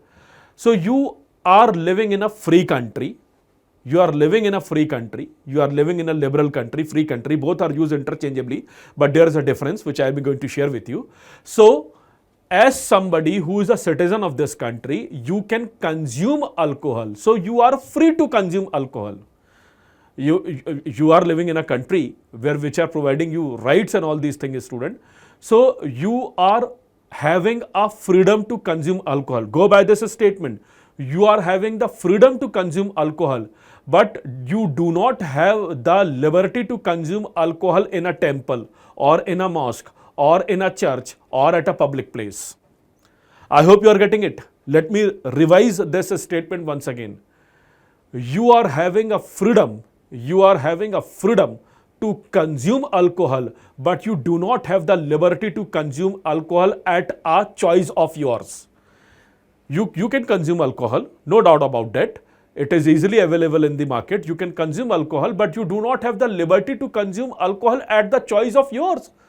कि हम यहीं बैठ के पिएंगे, हमको यहीं पीना है, हम तो मंदिर में पिएंगे, हम मस्जिद में पिएंगे, हम चर्च में पिएंगे. It can never be the case because there is a fair degree of morality being related to it, and this is definitely going to be considered to be a moral sin, and based upon moral sin there has to be certain legal right as well. So please understand, you can choose your freedom, but you cannot choose your liberty. You can choose your freedom, but you cannot choose your liberty. There is a degree of difference. Student, you are free to consume alcohol, but you are not having the liberty to consume alcohol at the choice of yours. This is a beautiful example of understanding the difference between freedom and liberty. So alcohol consumption, कहीं आप शराब खरीद सकते हैं, consume कर सकते हैं भाई, फ्री कंट्री में रह रहे हो, खरीद सकते हो, जेब में पैसा है, परचेज कर लो. बट अगर ये कहते हो कि मुझे इतनी लिबर्टी चाहिए कि मुझे एक विशेष जगह बैठ के पीना और यहीं पीना है, सबके सामने पीना है, पब्लिक प्लेस पे पीना है, तो ये नहीं हो सकता, because alcohol consumption is having a degree of sin element in our country, and therefore there is a certain degree of morality related to every other public places in our country. So अब आप railway station पे बैठे हुए हो और आप बोल रहे हैं कि अब रेलवे स्टेशन पे बैठे हो, हम तो यहाँ शराब बैठ के पिएंगे क्योंकि हमारा मन कर रहा है. No, you cannot do that. You are having a freedom of alcohol consumption, but you do not have the liberty of consuming it on a platform or on a railway station. It is not possible. And even if you are consuming it and saying this is my right, then definitely somebody will interfere, a state will interfere and will reprimand you and will give you thorough sanctions or punishment. So one of the best example of understanding the difference between freedom and liberty. तो शराब आपने खरीदी, आपने consume करी, तो वो आपकी freedom है, वो आपकी फ्रीडम है, लेकिन वो आपकी लिबर्टी नहीं बन सकती कि आपका जब चाहे, जहां चाहे, जैसे चाहे वैसे पीने का मन हो और आपको वो परमिशन मिल जाए. No, you can have a freedom, but you may not or may have liberty. And one of the best examples that I've already shared with you, that you have the freedom to consume the alcohol, but you do not have the liberty to consume alcohol at the choice of yours or at the place that you are going to decide. There is a degree of difference over here. Sir, can I give you one more example? Let me give you one more example over here. For example, let's say a prisoner is there. Let's say a prisoner, Kaidi, a prisoner is there. So listen to this statement. A prisoner can have the freedom to either read a Bible, a Gita or a Quran. A prisoner can have the freedom to read a Bible, Gita or Quran, because if a prisoner belongs to this religion or that religion, they can go to a library in a jail and they can read whatever they want to read. A prisoner can have the freedom to read a Bible, Gita or Quran, but they cannot have the liberty to go outside the wall of the prison itself. They can read whatever they want to read within the library of a jail, but they cannot ask for the liberty to have access to the outside library and read the book over there. A prisoner can have the freedom to read any type of religious book, but it does not have the liberty to go outside the prison. This is what the framework of the difference between the liberty and freedom is all about. I hope you are learning or getting the definition of this important term, student. The understanding of the definition of freedom and liberty. Liberty is a slightly narrower legal concept. Freedom is more or less related to the psychological aspect of being a free person. अब आप मुझे बताइए, I am asking you a question, are you living in a free country? A very simple question. Are you living in a free country? Psychologically do you feel that you are living in a free country? Answer is yes, we are living in a free country. We can go anywhere. We can go anywhere, student. We can go to northeast with certain restriction, of course. We can go to Northeast, we can go to Andaman, we can go to Kerala, we can go to Kashmir. We are living in a free country. We have a freedom of movement, no doubt about that. And we have a huge amount of freedom being accorded to us by the Constitution. So we are living in a free country, no doubt about that. So psychologically, being a person who being born in this country, I feel yes, कि हाँ freedom है हमारी country में. But my question is, are you living in a liberal country? You've been born in a free country. You consider yourself to be born in a country where there's a fair degree of freedom. But my question is, do you consider to be born in a country which is having high degree of liberalism or high degree of liberalness? So there is a difference, and there is going to be certain introspection over here. So do you consider yourself to be a free, and do you consider yourself to be a liberal? There is a difference over here, student, and the difference is quite stark in front of you. Freedom is more psychological. Freedom is more psychological, and liberty is more related to legal aspect. So as somebody who is preparing for the competitive exam, I need to have the idea of both liberty and freedom. But at the same time, I need to understand a very important ingredient of the Indian Constitution. It gives respect to both idea of liberty as well as freedom, but we need to have a little bit of understanding of the difference between them. So before I proceed further, this example makes a lot of sense to you. So based upon it, let's look into the more understanding of the liberty. So let me write one paragraph in front of you.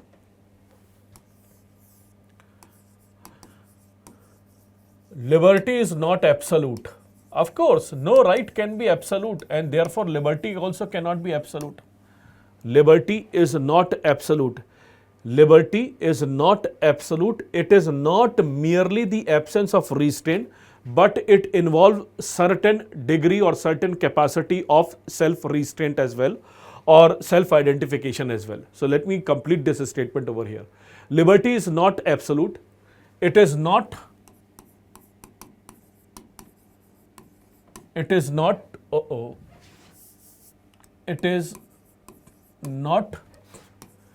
merely the absence of restraint. रुकावट का ना होना केवल liberty नहीं होती है student.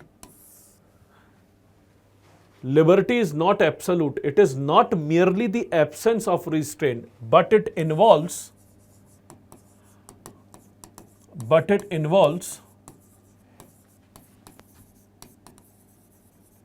a certain degree of self-restraint as well. What a beautiful line to describe the concept of liberty. And student, the day you are comfortable with the definition of rights, liberty, freedom, sovereignty, you are going to be a truly different beast in order to explain the Constitution.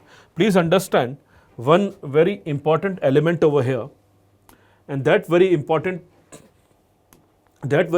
element is this unit, student, unit number 1. The day you are comfortable with various dimension of all the important socio-political philosophy and terminology that I'm using it over here, your answer writing is going to be phenomenal. And don't you think these type of words that you are writing it or learning it is going to be very essential for your paper 2, paper 3, paper 4 of ethics as well? इसलिए इस पे खूब time devote करना चाहिए. अरे student, constitution पढ़ने के लिए लक्ष्मीकांत है, डी बासु है, उन सबको पढ़ेंगे ना.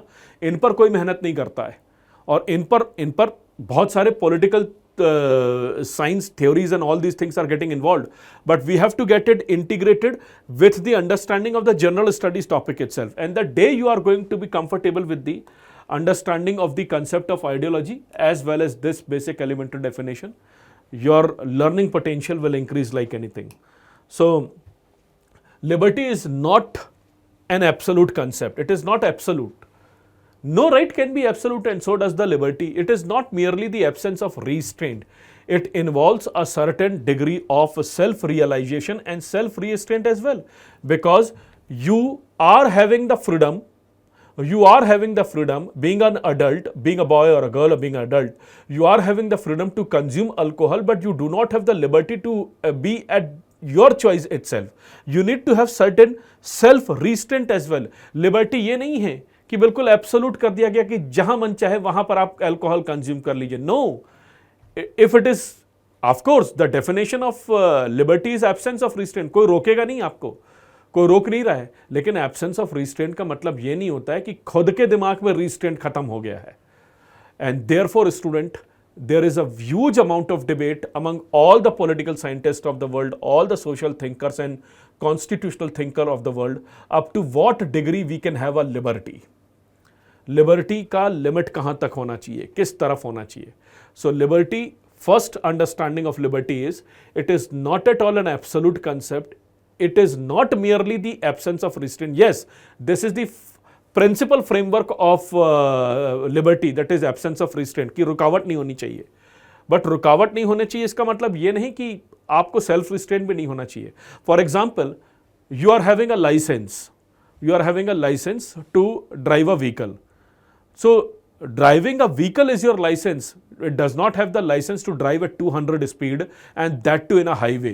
Highway has a limit as well. For example, let's say highway limit is 140 km per hour. And you are driving at 200 km per hour. So you are actually misusing your liberty. License provides you liberty to drive a vehicle. Highway provides you liberty to drive a vehicle at 140 speed.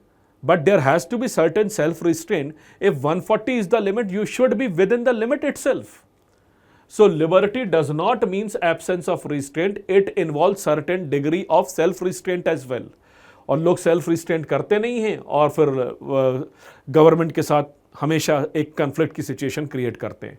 So liberty is understood by this definition as well. Let me give you one more understanding of liberty. Liberty has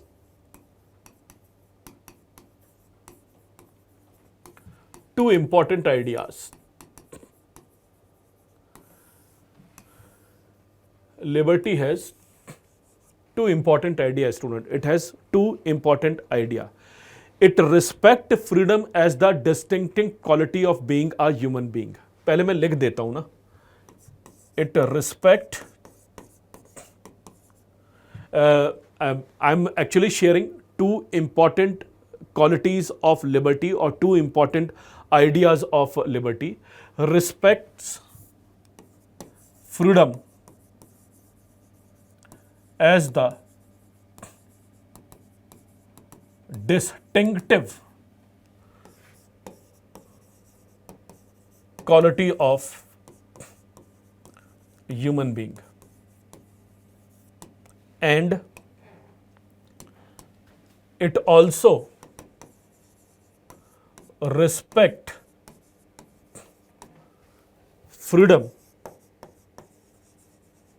as the condition of human being. Both sound similar, but there is a difference. It also respects freedom as the condition of being a human being. Condition of human being. Look into this definition. Take a pause of at least 1 minute and then again look into this definition again and again. आप इस पर खूब time dedicate करो इस definition पर. मैं थोड़ा frame से अलग हो जाता हूँ. Let me just move sideways from the frame. Liberty has two important ideas. It respects freedom as the distinctive quality of human being. It also respects freedom as the condition of being human being. It also respects freedom as the condition of being human being. So, sir, what is the difference? It sounds same. Same ही तो लग रहा है. Difference क्या है? There is a difference over here, student. Here, liberty is referring to the qualitative aspect, and here, liberty is referring to the conditional aspect. Now, what exactly is the difference? Let me give you one example. तो मान लेते हैं student, मान लेते हैं तुम्हें एक slave दिखता है. Let's say एक तुम्हें गुलाम दिखता है. Let's say you come across a person who's having chain onto his hand and of course chain onto his feet as well. तो आपको मान लेते हैं एक slave दिखता है, गुलाम दिखता है जो कि गुलामी कर रहा है, जो बिल्कुल गुलामी कर रहा है और वो slave है. Of course, it is not going to be possible in modern time, but you may come across a person who is doing a slavery. Who is doing a slavery? To whom he is doing the slavery, that's a different thing altogether. Let's say आपको एक slave दिखता है, तो फिर आप उसको क्या realize कराने की कोशिश करोगे? आप उसे क्या बताने की कोशिश करोगे कि यार आप उसका मजाक उड़ाओगे? No, you are not going to have a laughable situation onto him. You are going to make him realize that as a human being, you have certain distinctive quality, and that distinctive quality is you should be free. You're born as a human being. You've been born as a human being, and since you've been born as a human being, you deserve to have freedom. आप उसके अंदर एक आवाज उत्पन्न करोगे. You are going to inculcate an inner voice onto his soul that, hey man, you've been born as a human being, and one of the hallmark, one of the basic principle, one of the important aspect of being a human being is you need to enjoy the freedom. You cannot be a slave to anyone.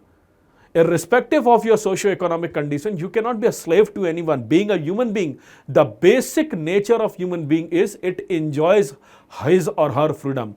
तो आप उसके अंदर एक आवाज जगाने की कोशिश करोगे कि भाई तू फ्री है, तू फ्री है, तुमको फ्री होना चाहिए. You need to get rid of this slavery. So revolt against that person who's making you a slave. Revolt against him because he's making you a slave. And since he or she is making you a slave, it is actually curtailing upon your freedom of being freedom as the distinctive quality of being a human being. अगर आपने मनुष्य के रूप में जन्म लिया है, then you need to have certain freedom. Those freedom need to be respected. This is the first aspect of liberty. तो ये आपका लिबर्टी का एक एग्जाम्पल हो गया. ठीक है. And the second example, the second important idea of liberty is it also respect freedom as the condition of being human being. तो अब आप यहां पे आप स्लेव को आपने रियलाइज किया, स्लेव ने प्रोटेस्ट किया, स्लेव ने अपनी स्लेवरी खत्म कर ली, स्लेव ने अपनी स्लेवरी खत्म कर ली. अब वो स्लेवरी खत्म कर ली है. Now he is not having any income. Now he is not having any potential. Now he is not having any earning potential. He has a family to look after.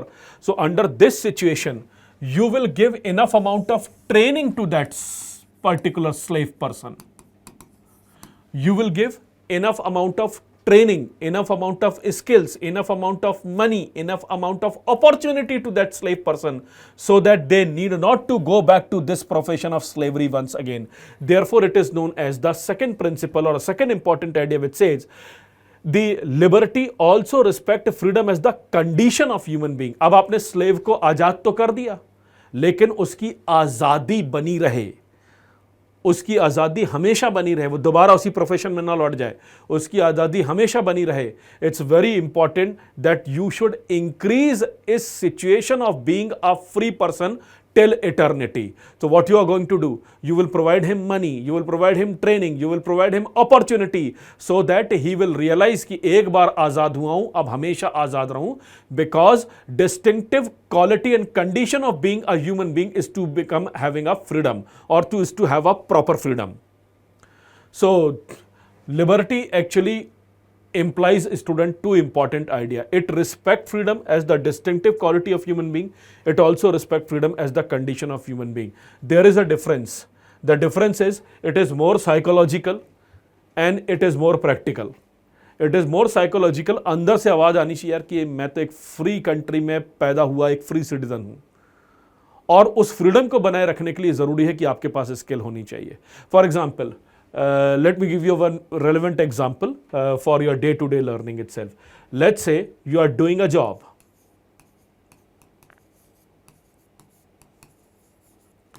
Let's say you are doing a job.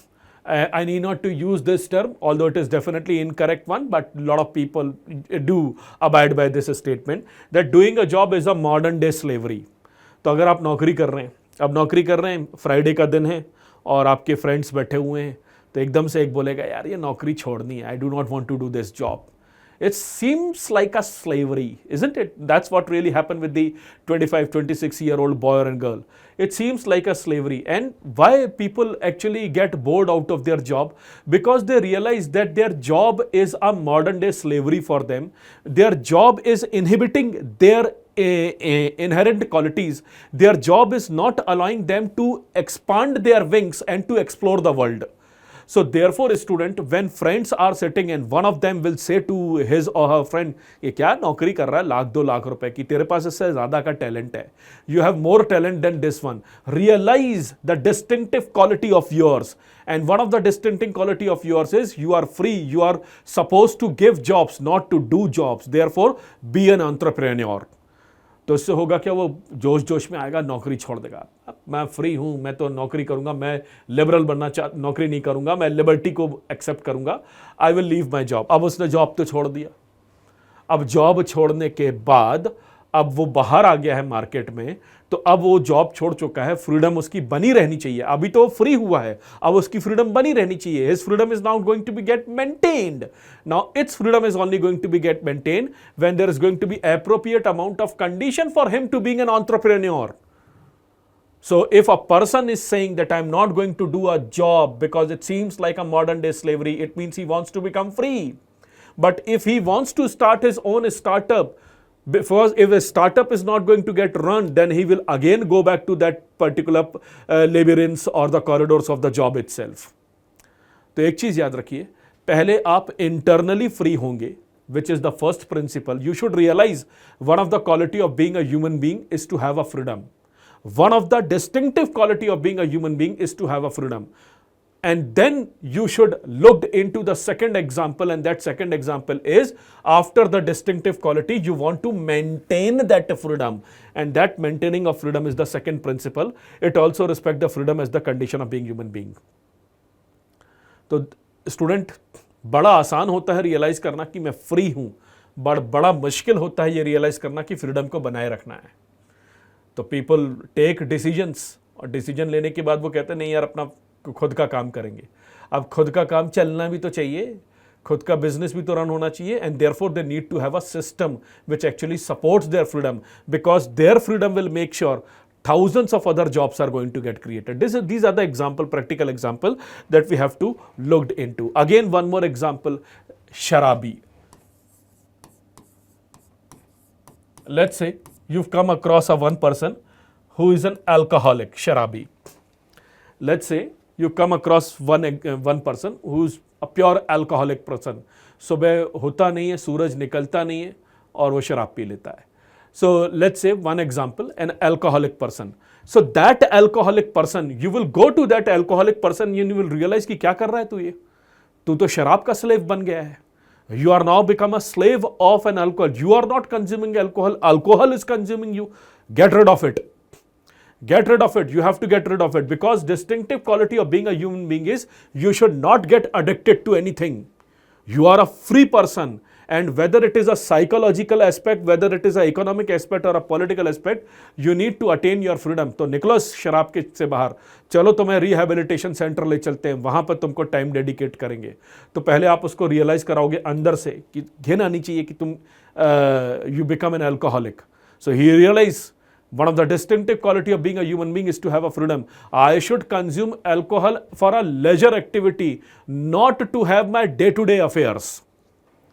So as a result, a student, that person will realize the distinctive quality of being a human being is I should not consume alcohol. अब उसने alcohol छोड़ तो दिया, लेकिन वो वापस उस alcoholism में दोबारा ना आए, इसके लिए ज़रूरी है his condition of freedom need to be maintained. Therefore, after rehabilitation, he should be given a job, maybe a desk job, maybe a physical job. He need to be given adequate amount of training so that he need not to go back to the same area from where you made sure that this person is going to get free from the clutches of alcohol itself. So again, a very relevant example, student. And these two examples are considered to be the prime most example for understanding of the concept of liberty. So how would you define liberty, student? Liberty can be defined in this two important principle itself. It respects freedom as the distinctive quality of human being. It also respects freedom as the condition of human being. मनुष्य होने के लिए free होना ज़रूरी है, और मनुष्य बने रहने के लिए फ्रीडम की क्वालिटी का बना रहना बहुत ज़रूरी है. अंदर से फ्रीडम की इंट्रोस्पेक्शन होनी चाहिए, और जब अंदर से इंट्रोस्पेक्शन हो जाए तो हमेशा के लिए फ्रीडम की एक कंडीशन भी होनी चाहिए. सो first of all let's talk about India. So every Indian should have realized that yes, as an Indian, I have the inner quality of being born in a free country. Indian होने के साथ साथ मुझे एक अंदर से आवाज़ भी आनी चाहिए that yes, I've been born in a free country. And at the same time, it's the duty of the state to make sure that this voice, inner voice of the people that we born in a free country are going to be maintained by the principles of legislature and executive as well. So, अंदर से हमारे को आवाज़ आना चाहिए कि हम free country में पैदा हुए हैं, और बाहर स्टेट को काम करना चाहिए कि हमको ये हमेशा रियलाइज करते रहे that you are born in a free country. So these concepts or these understanding or these practical example is giving you enough amount of understanding of the definition of liberty. So first of all, student, liberty can be understood in two ways. Number one, liberty essentially means technically dictionary definition of liberty means absence of restraint. But when you are going to associate the concept of liberty with freedom, then this example makes some more sense to you. Respect freedom as the distinctive quality of human being, respect freedom as the condition of human being. Now let us look into one very important area, why liberty is very important. I hope you are understanding कि यही सारे शब्द मिलके तो constitution तैयार करते हैं. After all what is article 19, article 14, article 21? It's all been hovering around the words related to rights, words related to liberty. Let us get comfortable with these words. Things will become slightly easier when we read the actual constitution. So why liberty is very important, relevant for a society. Why liberty is very, very important? Why liberty is very, very essential for society? There is a primary example for it. Always remember, student, always remember, society is highly unequal society. Any society is unequal. There are few who proclaim herself to be equal society, but considering societies like India, they are not the equal society, they are highly unequal society. And in any society, student, you have two set of people. You can have a privileged class. You can have a privileged class. Privileged class means it, caste wise there can be few privileged class, economic wise there can be few privileged class, region wise there can be few privileged class which have almost everything. If not everything, at least substantial part of living a very decent life belongs to them. So you have the privileged class, and at the same time you have certain vulnerable class. You have certain vulnerable class, or it is also known as subaltern class. Subaltern class मतलब समाज के दबे कुचले हुए लोग. It can be due to caste, it can be due to undominant caste, it can be due to those castes which are considered to be poor, those castes which is considered to be being sitting onto the lowest pedestal of the caste hierarchy in our country. So it can be vulnerable class politically, economically, culturally, socially, caste-wise, also known as the subaltern class. Now, student, these subaltern class and vulnerable class of freedom need to be maintained, isn't it? These subaltern class and vulnerable class of freedom need to be maintained, and we have to make sure this privileged class is not going to dominate these vulnerable class. करना पड़ेगा नहीं, हमें ये ensure करना पड़ेगा जो privilege class है वो डोमिनेंट ना करे इस वल्नरेबल क्लास को और सबऑल्टरन क्लास को. So we have to have a principles of liberty, because liberty will make sure, concept of liberty will make sure that the privileged class continues to enjoy their freedom. After all, if you have money, if you have political identity, if you are into the high pedestal of caste hierarchy in India, you still have freedom. You have freedom psychologically, monetary wise, and at the same time socially and politically as well. तो आप तो already free हो जब अगर आप privileged class से हो. But if you belong to the subaltern class, you belong to the vulnerable class, then under this situation, one basic principles of governance is to make sure that the privileged class is not going to have a dominance onto the subaltern group. And in order to avoid that dominant, in order to respect freedom for every class, we need to have a concept of liberty. So why do we need to have a liberty, student? We need to have a liberty so that one class liberty or one class freedom is not going to hinder the progress of other class freedom. इस class की liberty, इस class की freedom इन लोगों पर dominant नहीं करनी चाहिए. अगर ये आगे बढ़ चुके हैं तो इतने आगे ना बढ़ जाएं कि बाकी लोगों की फ्रीडम को करटेल कर दें. Your one class liberty or a liberty of one section or one man's liberty should not act as the hindrance to the other's person liberty, and therefore student, liberty is very very important for the concept of society. Why society, why liberty as a concept is very relevant for society? Because liberty will make sure society is going to have a principle of justice. Liberty will make sure society is going to have a principle of cooperating with each other and complementing with each other, because one section freedom should not act as the hindrance onto the other section freedom. इनको इतनी आज़ादी ना मिल जाए कि ये इनको dominate करने लगे और इनको भी इतनी आज़ादी दी जाए कि ये इनके लेवल तक आ सके. इसके लिए स्टूडेंट, सोसाइटी को इक्वल करने के लिए you need to have a concept of liberty. It's a very essential one, concept of liberty. So again a crucial concept for our understanding. Now let's look into some correlative concept related to liberty.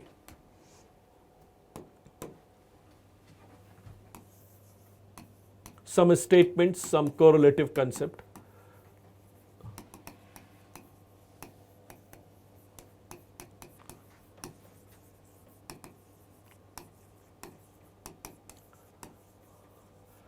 Liberty.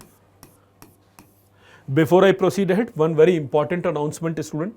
Tomorrow you'll be going to have the introductory science and technology class only for one session, because now we are introducing each and every faculty. I have been taking session for you for a while. I am going to continue my session, don't worry. पहले मैं पूरा polity का area significantly complete करने की कोशिश करूँगा. I am going to have a very larger learning of Indian polity for at least for the period of November and December. And substantially your polity part is going to get finished. So only for tomorrow you'll be going to have one specific session of science and technology section, where our faculty is going to get introduce himself to you. You'll be going to learn more about the faculty, and at the same time you'll be going to learn how to handle the science and technology section of Indian polity, science and technology section of the prelims exam, especially from the perspective of reading NCERT and from the current issues. So he will give you an overview about how to prepare for science and technology section. So tomorrow's session is going to be the introductory session on science and technology, and Saturday onwards I'll be going to resume my classes. It's very essential because it's the high time that you should get introduced to other faculty members as well. So tomorrow there is going to be introduction for the science and technology. So before I proceed ahead, let's look into the definition.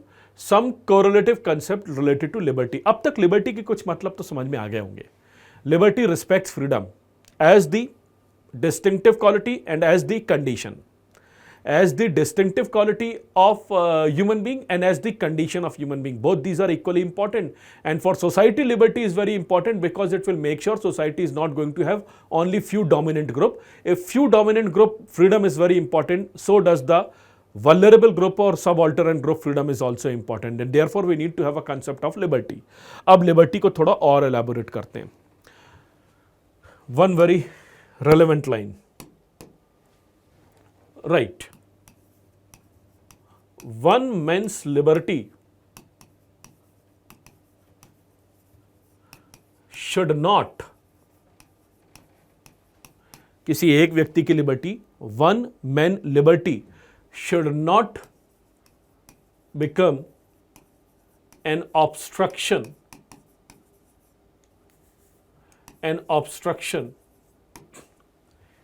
in the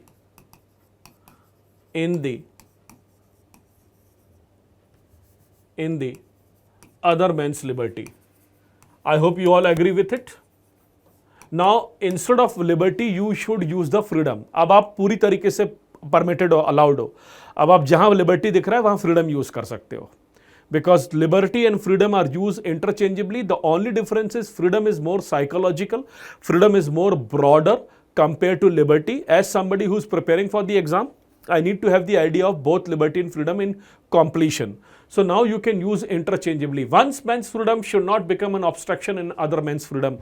One man's liberty should not become an obstruction in other man's liberty. If I am enjoying liberty, so does you. So my liberty should not act as the impediment in your growth. My liberty should not act as the रुकावट, should not act as the impediment in your growth. मेरी liberty अपनी जगह, आपकी liberty अपनी जगह, मेरी liberty आपकी liberty पर इंटरफियर नहीं करना चाहिए. My liberty should not act as the impediment. Impediment means some type of obstruction. It should not act as the impediment in the growth of yours.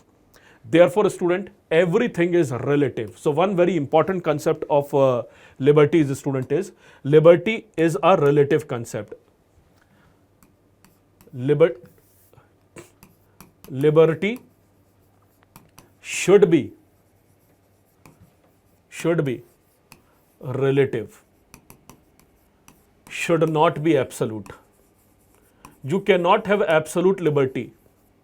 Should not be absolute. You cannot have absolute liberty, because please understand, if you are going to have absolute liberty, now use interchangeable term freedom.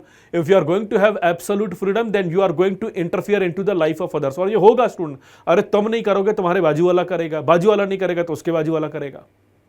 So always remember, student, no right can be absolute, and definitely not even liberty as well.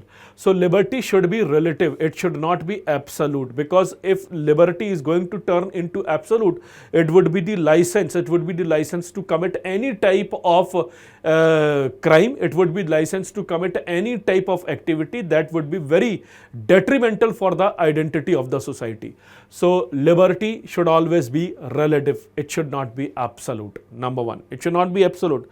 It should always be relative. I'll draw one flowchart as well later on. Number one, should liberty be regulated? Should freedom be regulated? तुम्हारी freedom है, मेरी freedom है, लेकिन मेरी freedom की limit क्या है, तुम्हारी फ्रीडम की लिमिट क्या है, कोई तो डिसाइड करेगा ना. Therefore, we need to have a state. Why do we need to have a state? Why do we need to have a government? Government will make sure that the freedom of yours is going to be maintained, freedom of mine is going to be maintained, and no one, neither me nor you, is going to have the absolute freedom. Therefore, we need limited government, student. So, point number 2, liberty should be relative, it should not be absolute, and liberty should be regulated. Instead of liberty, you can use freedom now. अब तुम जहां मन चाहे liberty की जगह freedom use करो, freedom की जगह लिबर्टी यूज करो. You are free for that.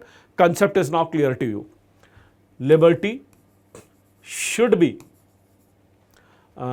regulated. Liberty should be regulated. But hold on, liberty should be regulated. Government should regulate liberty.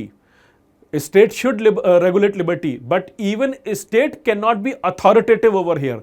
Even they cannot be having absolute authority to regulate liberty itself. Because liberty should be regulated, but that regulation also cannot be absolute. Go by this terminology.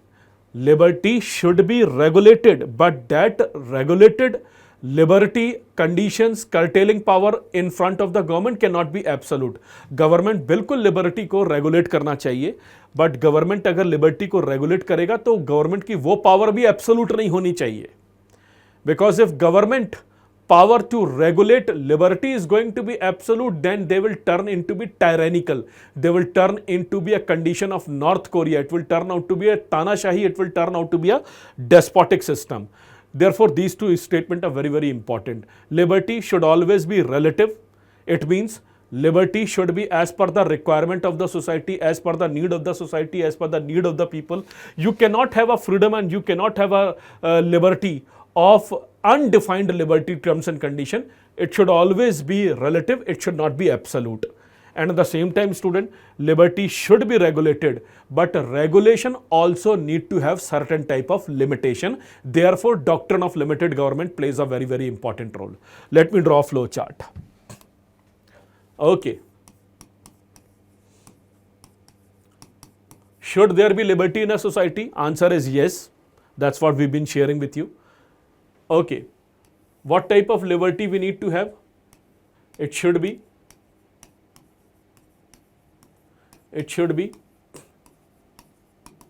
relative liberty. Relative liberty means what is required for the collective conscience of the society, collective aspiration for the society. अरे liberty का मतलब freedom यार, तो freedom कहाँ तक होनी चाहिए?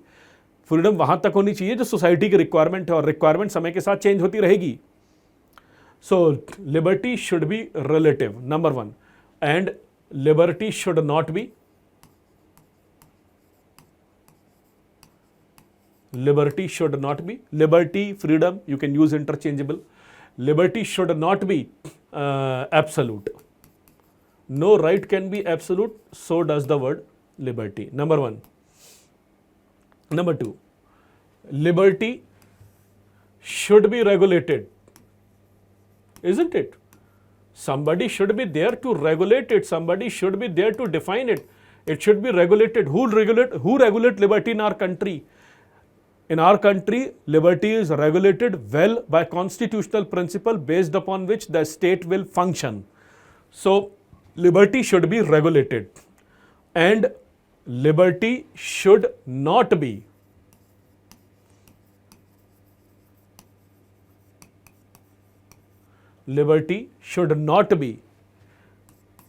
regulated. Liberty should not be regulated. Not exactly absolute. क्या लिखूं यहां पर? और अच्छा टर्म यूज करता हूं.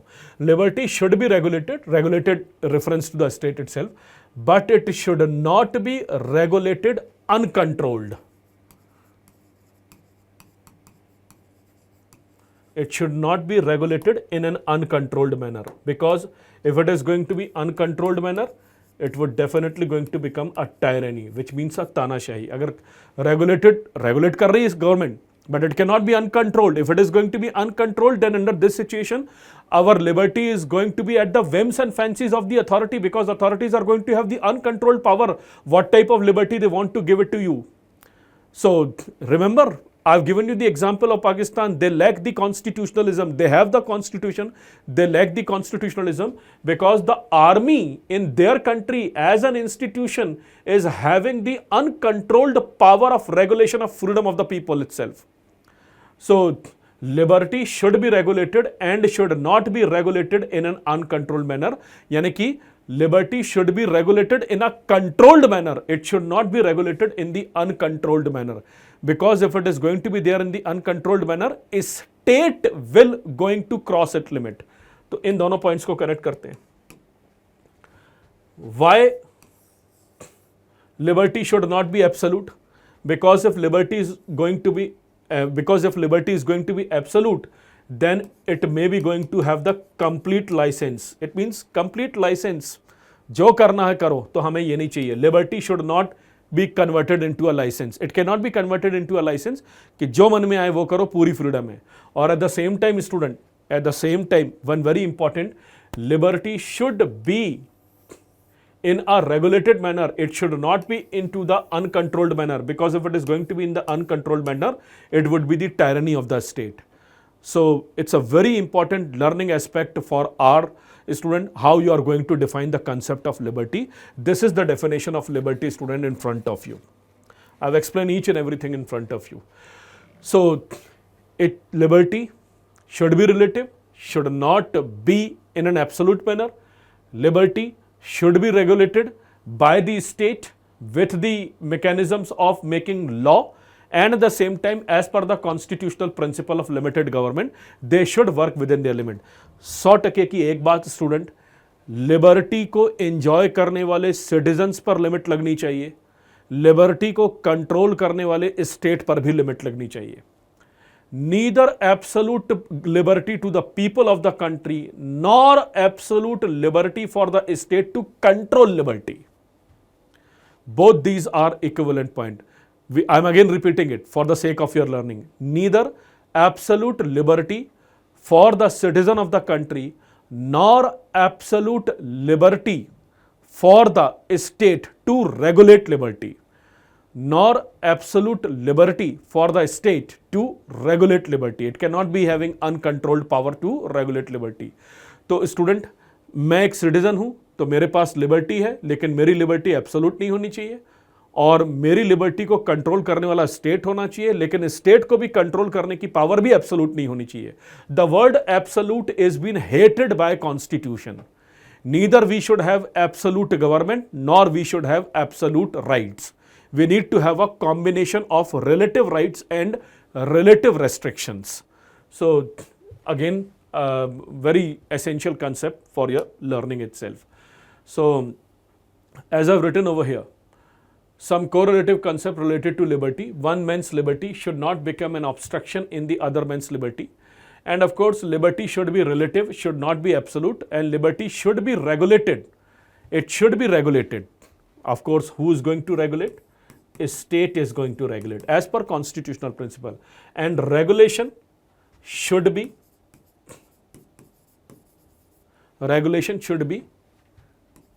within limit. Regulation should be reasonable, regulation should be within limit, should not be uncontrolled. So write in your previous concept, should not be uncontrolled. You know, these type of words, student, uncontrolled, or these type of words like absolute, uncontrolled, they are antithesis to the idea of constitution. The basic idea of constitution is it promotes the doctrine of limited government, and limited government itself encapsulates the idea of fundamental framework of the rights as well. But even rights cannot be absolute, there has to be certain restrictions, and those restrictions can be easily understood with the concept of liberty itself. So let's move on, let's look into one more definition, one more concept. Last concept for today's session, classification of liberty. And classification of liberty is related to Indian Constitution fundamental rights principles as well. So classification of liberty is of two types. Who has given the condition of understanding of the classification of liberty? A very famous political scientist, Isaiah Berlin. Very, very famous personality, Isaiah Berlin. Let me show it to you. Who gave the concept of the classification of liberty itself?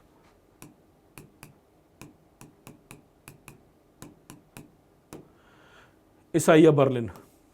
This gentleman, Isaiah Berlin, as per internet itself, Russian-British philosopher, and this Russian-Britain philosopher is always going to be known for very famous work of him. This work, Two Concept of Liberty. Let me show it to you.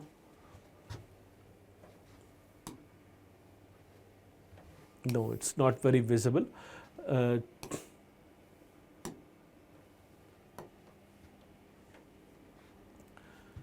His essential work, which is known as Two Concept of Liberty. That's his work, Two Concept of Liberty, an inaugural lecture delivered before the University of Oxford on 31st of October 1958 by Isaiah Berlin. So he has given the Two Concept of Liberty, and those Two Concept of the Liberty is very much ingrained and involved in the study of the subject of Constitution. So let's look into the Two Concept of Liberty, classification of liberty. So liberty can be divided into two part. One is of course negative liberty. अब तुरंत समझ जाओ negative liberty का मतलब क्या होगा. Negative liberty means कि वहाँ पर state के interference को allow नहीं करेंगे. Negative liberty. And positive liberty, where state interference is required. And in order to explain this concept, negative liberty essentially means freedom from. Now, I hope I need not to explain you the connection between the word liberty and freedom. As I've already told you, both these words are used interchangeably. Now it's the duty of ours to understand liberty with the framework of freedom. So when I use the term negative liberty, liberty as such means absence of restraint. कोई रुकावट नहीं होनी चाहिए. But negative liberty means freedom from. Now the question is freedom from what? Freedom from what? freedom from any external control or interference. So freedom from external control. I do not want to have any external control. Freedom from interference. I do not want any type of interference. I need to have a complete freedom. If I'm living in a free country, I need to have a freedom from any external control. I need to have freedom from interference. Can I give one example? One of the most essential and of course fundamental example is Article 19 of India's Constitution, which is all about freedom of speech and freedom of expression. अब उसको खूब elaborate कर लो जितना खींच तान के प्रस्तुत करना है. Freedom of speech and expression. Freedom of speech through political rally. Freedom of speech through internet medium. Freedom of speech through Bollywood movies. Freedom of speech through expressions. Expressions can be there in your speech, it can be there in your dance, it can be there in your vocabulary, it can be there in your writing, it can be there in your internet. There are n number of domains related to freedom of speech and expression, and freedom of speech and expression is one of the most essential, important ingredient to have a negative liberty in a country. What do we mean by negative liberty? Negative liberty means I need not to have any external control. External forces should not influence my decision. It means I need to have freedom from external control. I need to have freedom from interference. And it's a very important question that now I'm going to ask it to you. Now please suggest me, student, do you have the negative liberty in your country? On paper we have. लिख के देखो, जरा criticise करके देखो government को, करके देखो, आप क्रिटिसिज्म करके देखो. और आजकल तो जिस तरीके के क्रिटिसिज्म सामने आते हैं, sometimes people do go overboard, but there have been many instances where even the genuine criticism of the government have been put under control, not only by the current BJP government, but it has been done successively by the Congress government earlier as well. So freedom of speech and expression are always under threat, irrespective who is running the show of the country, who is running the government. One of the basic premise of government is they do not follow the doctrine of limited government. They try to act unlimited. और जब वो unlimited act करते हैं तो वो interference करते हैं, वो एक्सटर्नल कंट्रोल करते हैं, और वो एक्सटर्नल कंट्रोल करके फ्रीडम ऑफ स्पीच एक्सप्रेशन को क्रॉस कर जाते हैं. The fundamental principle of any constitution is to provide negative liberty, is to make sure negative liberty is there. Negative liberty ensure करती है कि गवर्नमेंट को क्या नहीं करना चाहिए, कौन सी फ्रीडम पर हाथ नहीं डालना चाहिए. So negative liberty actually promotes limited government. Negative liberty actually promotes limited government. It actually promotes the idea of limited government. So this is first important point, student, that we have to look into. So classification of liberty can be understood from first concept, negative liberty. Negative liberty essentially means freedom from, मुझे इस चीज से आजादी चाहिए. तो किससे आजादी चाहिए? गवर्नमेंट के इंटरफेरेंस से आजादी चाहिए, गवर्नमेंट के कंट्रोल से आजादी चाहिए, लिखने की आजादी चाहिए, बोलने की आजादी चाहिए. I need to have the power to write, I need to have the freedom to write, I need to have the freedom to express myself. And none other than article 19 can explain the concept of negative liberty quite significantly than any other article. This concept really plays a very important role in your learning, understanding of the constitution. And when you are going to write the answers, and if you are going to write that article 19 belongs to the negative liberty concept, it definitely going to attract lot of eyeballs. तो negative liberty का सबसे बेहतरीन example है student, freedom of speech and expression.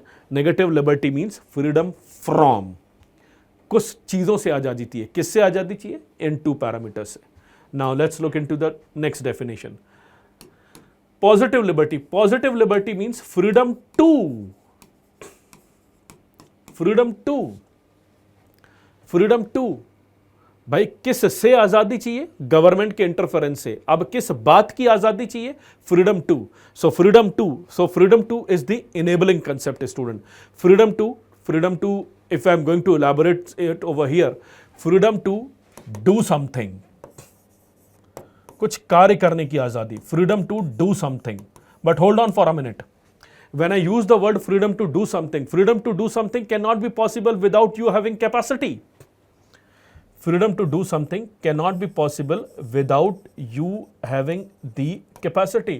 Let's look into the example of slave once again. Let's look into the example of a slave once again. तो आप slave के पास क्या जाके बोलोगे? आप slave के पास जाके बोलोगे, you have a freedom from this slavery. Get rid of this slavery because you are having a certain inherited distinctive quality of being a free person. Get rid of this slavery. तो किससे आजादी मिलेगी? Slavery से आजादी मिलेगी. Freedom from slavery. तो once the person is going to have the freedom from slavery, then he has to enjoy his freedom. अब आपने उसे आजाद तो कर दिया, लेकिन उसकी आजादी को बनाए भी तो रखना है. The person got the freedom. Now his freedom need to be maintained. It can only be maintained when there is going to be having certain capacity of him, and that capacity will enable him to do something. Otherwise, he will go back to the slavery once again. So positive liberty means freedom to dash dash dash do something. Freedom to do something. Freedom to do something can only be possible when you are going to have the capacity. And please take my word, in order to increase the capacity of a person, in order to establish the capacity of a person, a state may interfere. A state can interfere. So please understand, negative liberty invites non-interference. अच्छा मैं लिख ही देता हूं, आप ये याद रखिएगा. Freedom from interference, which primarily means non-interference. Which primarily means non-interference. Which primarily means non-interference. Freedom from interference itself means non-interference. A state will not interfere. A state will not interfere in your speech, expression, power. A state will not interfere in your freedom of speech and expression. A state will have restraint. Restraint in a very regulated manner. So freedom of speech and expression is an example of negative liberty. But if you look contrary to the idea of negative liberty, you have the positive liberty. So positive liberty means freedom to do something. Freedom to enable something, do something. And in order to do something, you need to have a capacity. In order to have the capacity, a state will interfere. A state will interfere to create the conducive mahal. A state will interfere to create the conducive environment so that you can perform very wisely, very appropriately. And for this student, lot of welfare schemes, lot of important steps taken by the government are all known as to be the example of positive liberty. Positive liberty will make sure that with the help of government, that with the help of interference of the state, you actually enjoy your human dignity. याद रखिए, पहले आपको अंदर से free होना है, फिर आपको बाहर से फ्री होना है. अंदर से फ्री होने का मतलब है, you need to have a thinking that I am free from any type of control. And once you become free from any type of control, then you need to enjoy your freedom. And enjoying freedom can only be possible when you are going to have the capacity to perform. And capacity to perform can only be possible when somebody is going to help you out.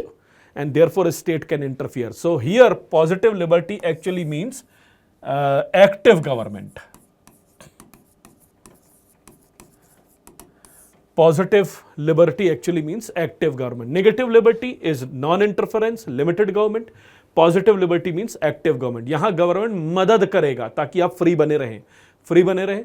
You can do employment, you can do job, you can do skills, any type of example that you can have, which actually ensure your positive liberty, which actually ensure your human dignity, which actually ensure your freedom.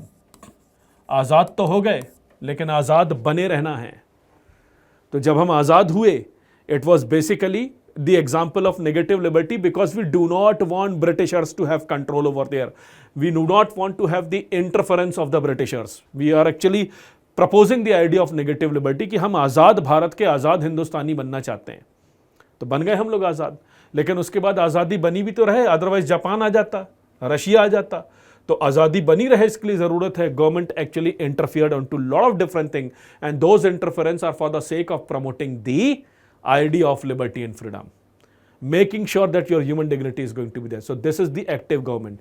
So student, when government run the When government run the various welfare program, now answer it very appropriately.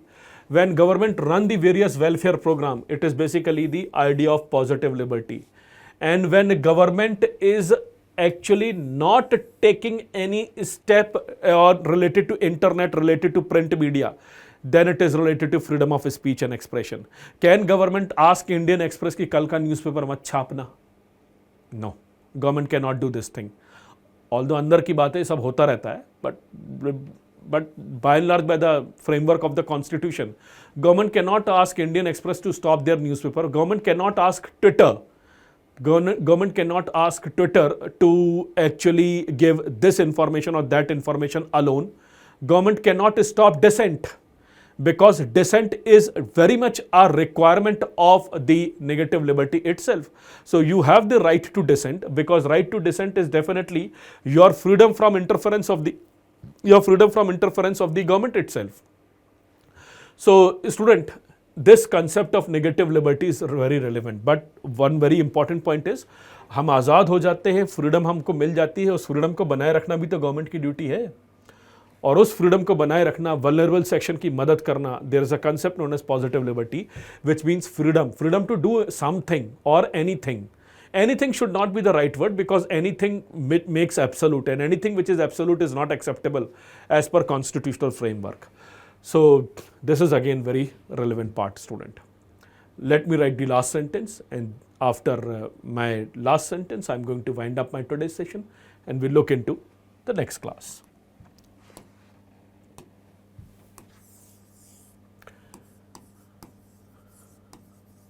My last sentence is negative liberty. Liberty, as you already know, liberty means absence of restraint. But एक चीज तो समझ में आ रही है कि यार restraint तो थोड़ा बहुत तो होना चाहिए ना गवर्नमेंट का, otherwise there is not going to be any regulated freedom for anyone. थोड़ा बहुत तो रिस्ट्रेंट होना चाहिए, but restraint should be reasonable. Restraint should not be doubtful. It should not be absolute. So what is a negative liberty? Negative liberty is definitely freedom of speech, freedom of expression, freedom of worship, freedom of religion. Anything which is related to your individual liberty is acceptable. Related to your civil rights, related to your social rights. But one important definition of negative liberty is unnecessary restraints of arbitrary government should not be there.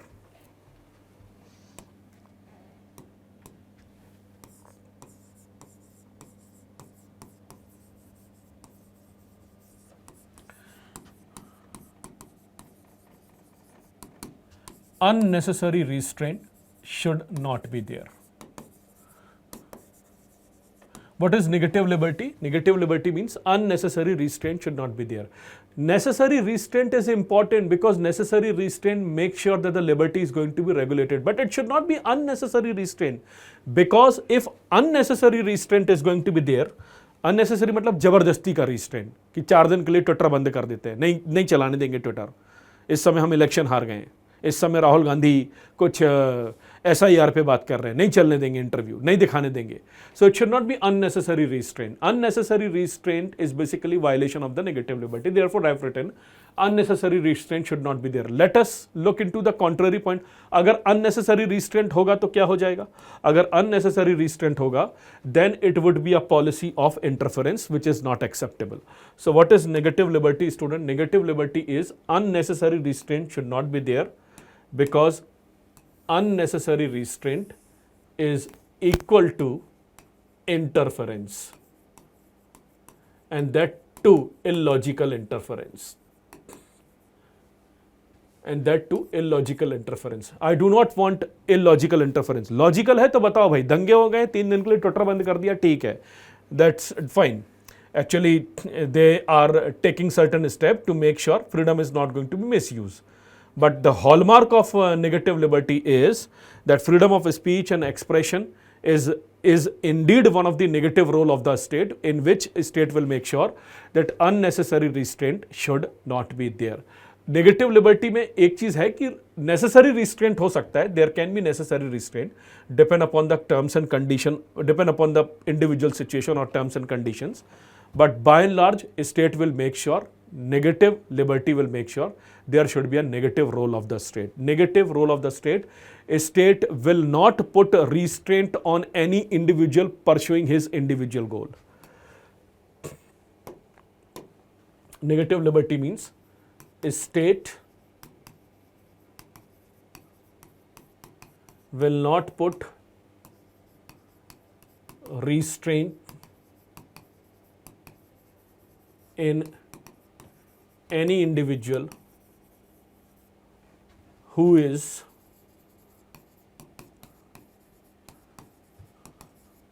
pursuing his goals.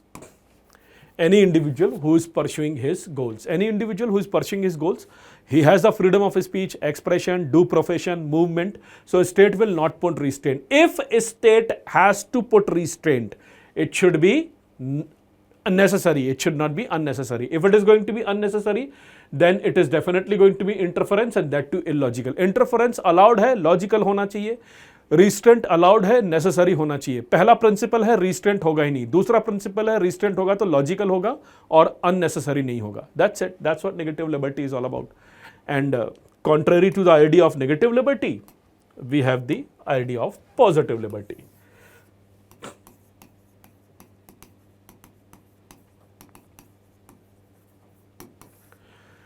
Contrary to negative liberty, we have the positive liberty. Positive liberty actually gives duty upon the state. It actually establishes the positive role of the state.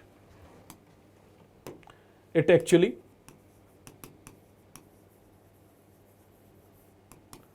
establishes the positive का मतलब interference, positive role of the state कि कहाँ state interfere करेगा. तो state कहाँ interfere करेगा student? State will interfere to make sure, state will make sure that whatever capacity that I am having it is going to increase over a period of time. It will make sure individual are going to exercise their freedom. It will make sure individual are going to exercise their freedom. Individual will maintain their freedom for a very longer period of time. So it actually establish the positive role of the state, which means it demand steps by the state. It actually demand steps by the state to remove any injustice. अगर आपकी freedom में कोई injustice है, state will be going to interfere in it to remove those injustices, and it will also make sure that any type of historic socio-economic injustice, to remove any historic socio-economic injustice. और ये positive liberty की जरूरत किसको है? Positive liberty की जरूरत वही vulnerable section के लोगों के लिए है. So I'll give you one example for it. For example, if a state government or any central government is running some employment scheme or Kaushal Vikas Yojana, it is nothing but it is actually increasing the capacity of the people. It is actually establishing the positive role of the step to remove the socio-economic injustice or to provide the philosophical angle of equality in a country, if proportional equality in a country. So this is what it is known as positive liberty. अब positive liberty के लिए अगर government मान लेते हैं internet के लिए कुछ और करती है, इंटरनेट को और प्रमोट करने की कोशिश करती है, इंटरनेट के नए प्रोटोकॉल्स बनाती है, then it is basically a positive liberty because it is allowing you to use internet in a more appropriate manner. तो ये जो वर्ड है ना इंटरफेरेंस, इंटरफेरेंस अलाउड है, interference need to have a degree of fairness. Always remember, interference need to have a degree of logicalness, it need to have a rationale, it need to have a fairness. If interference is fair, then it is absolutely living up to both the condition of negative liberty and positive liberty. Does negative liberty invite interference? Answer is no. Negative liberty does not invite interference from the government, but it actually makes sure that in order to pursue the negative liberty for every individual, थोड़ा बहुत regulation होना चाहिए. तो interference करती है government, but interference should not be against the spirit of negative liberty itself. Freedom of speech और expression को रोकने के नाम पे खत्म ही नहीं कर देंगे, ये नहीं करेंगे वो. तो इंटरफेरेंस लॉजिकल होना चाहिए, अदरवाइज नेगेटिव लिबर्टी इंश्योर नहीं होगी.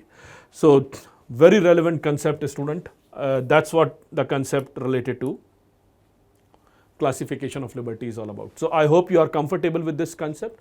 Liberty has been well described under two parameters, negative liberty and positive liberty.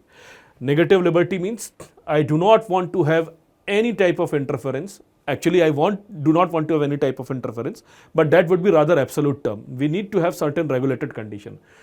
Negative liberty का मतलब है freedom from external control, freedom from interference, which means non-interference.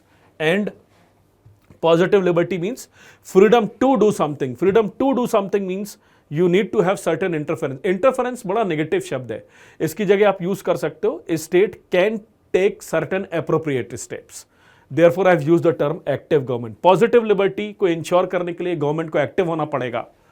Negative liberty को ensure करने के लिए government को limited होना पड़ेगा. And what is Indian Constitution?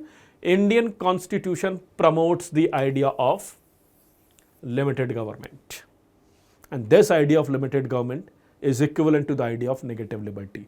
That's how concepts are intermingled. They all are related to each other. So in my previous 5 sessions, you must have realized, sir, आप बहुत सारी चीज़ों में ना repetition हो जाता है, बहुत सारी चीज़ें मिल रही हैं आके. वो इसलिए मिल रही हैं because constitution is been a mixture or a intermingling of all these important theoretical concepts. Once you are comfortable with this theoretical concept, reading of the articles of Indian Constitution would be slightly easier for you. So that's it for today's session. Tomorrow would be introductory session for the science and tech area. Faculty will teach you how to handle science and tech area in your UPSC preparation exam. And day after tomorrow, which means on Saturday, I'll be going to resume my session. That's it for today's session. I'll see you on Saturday.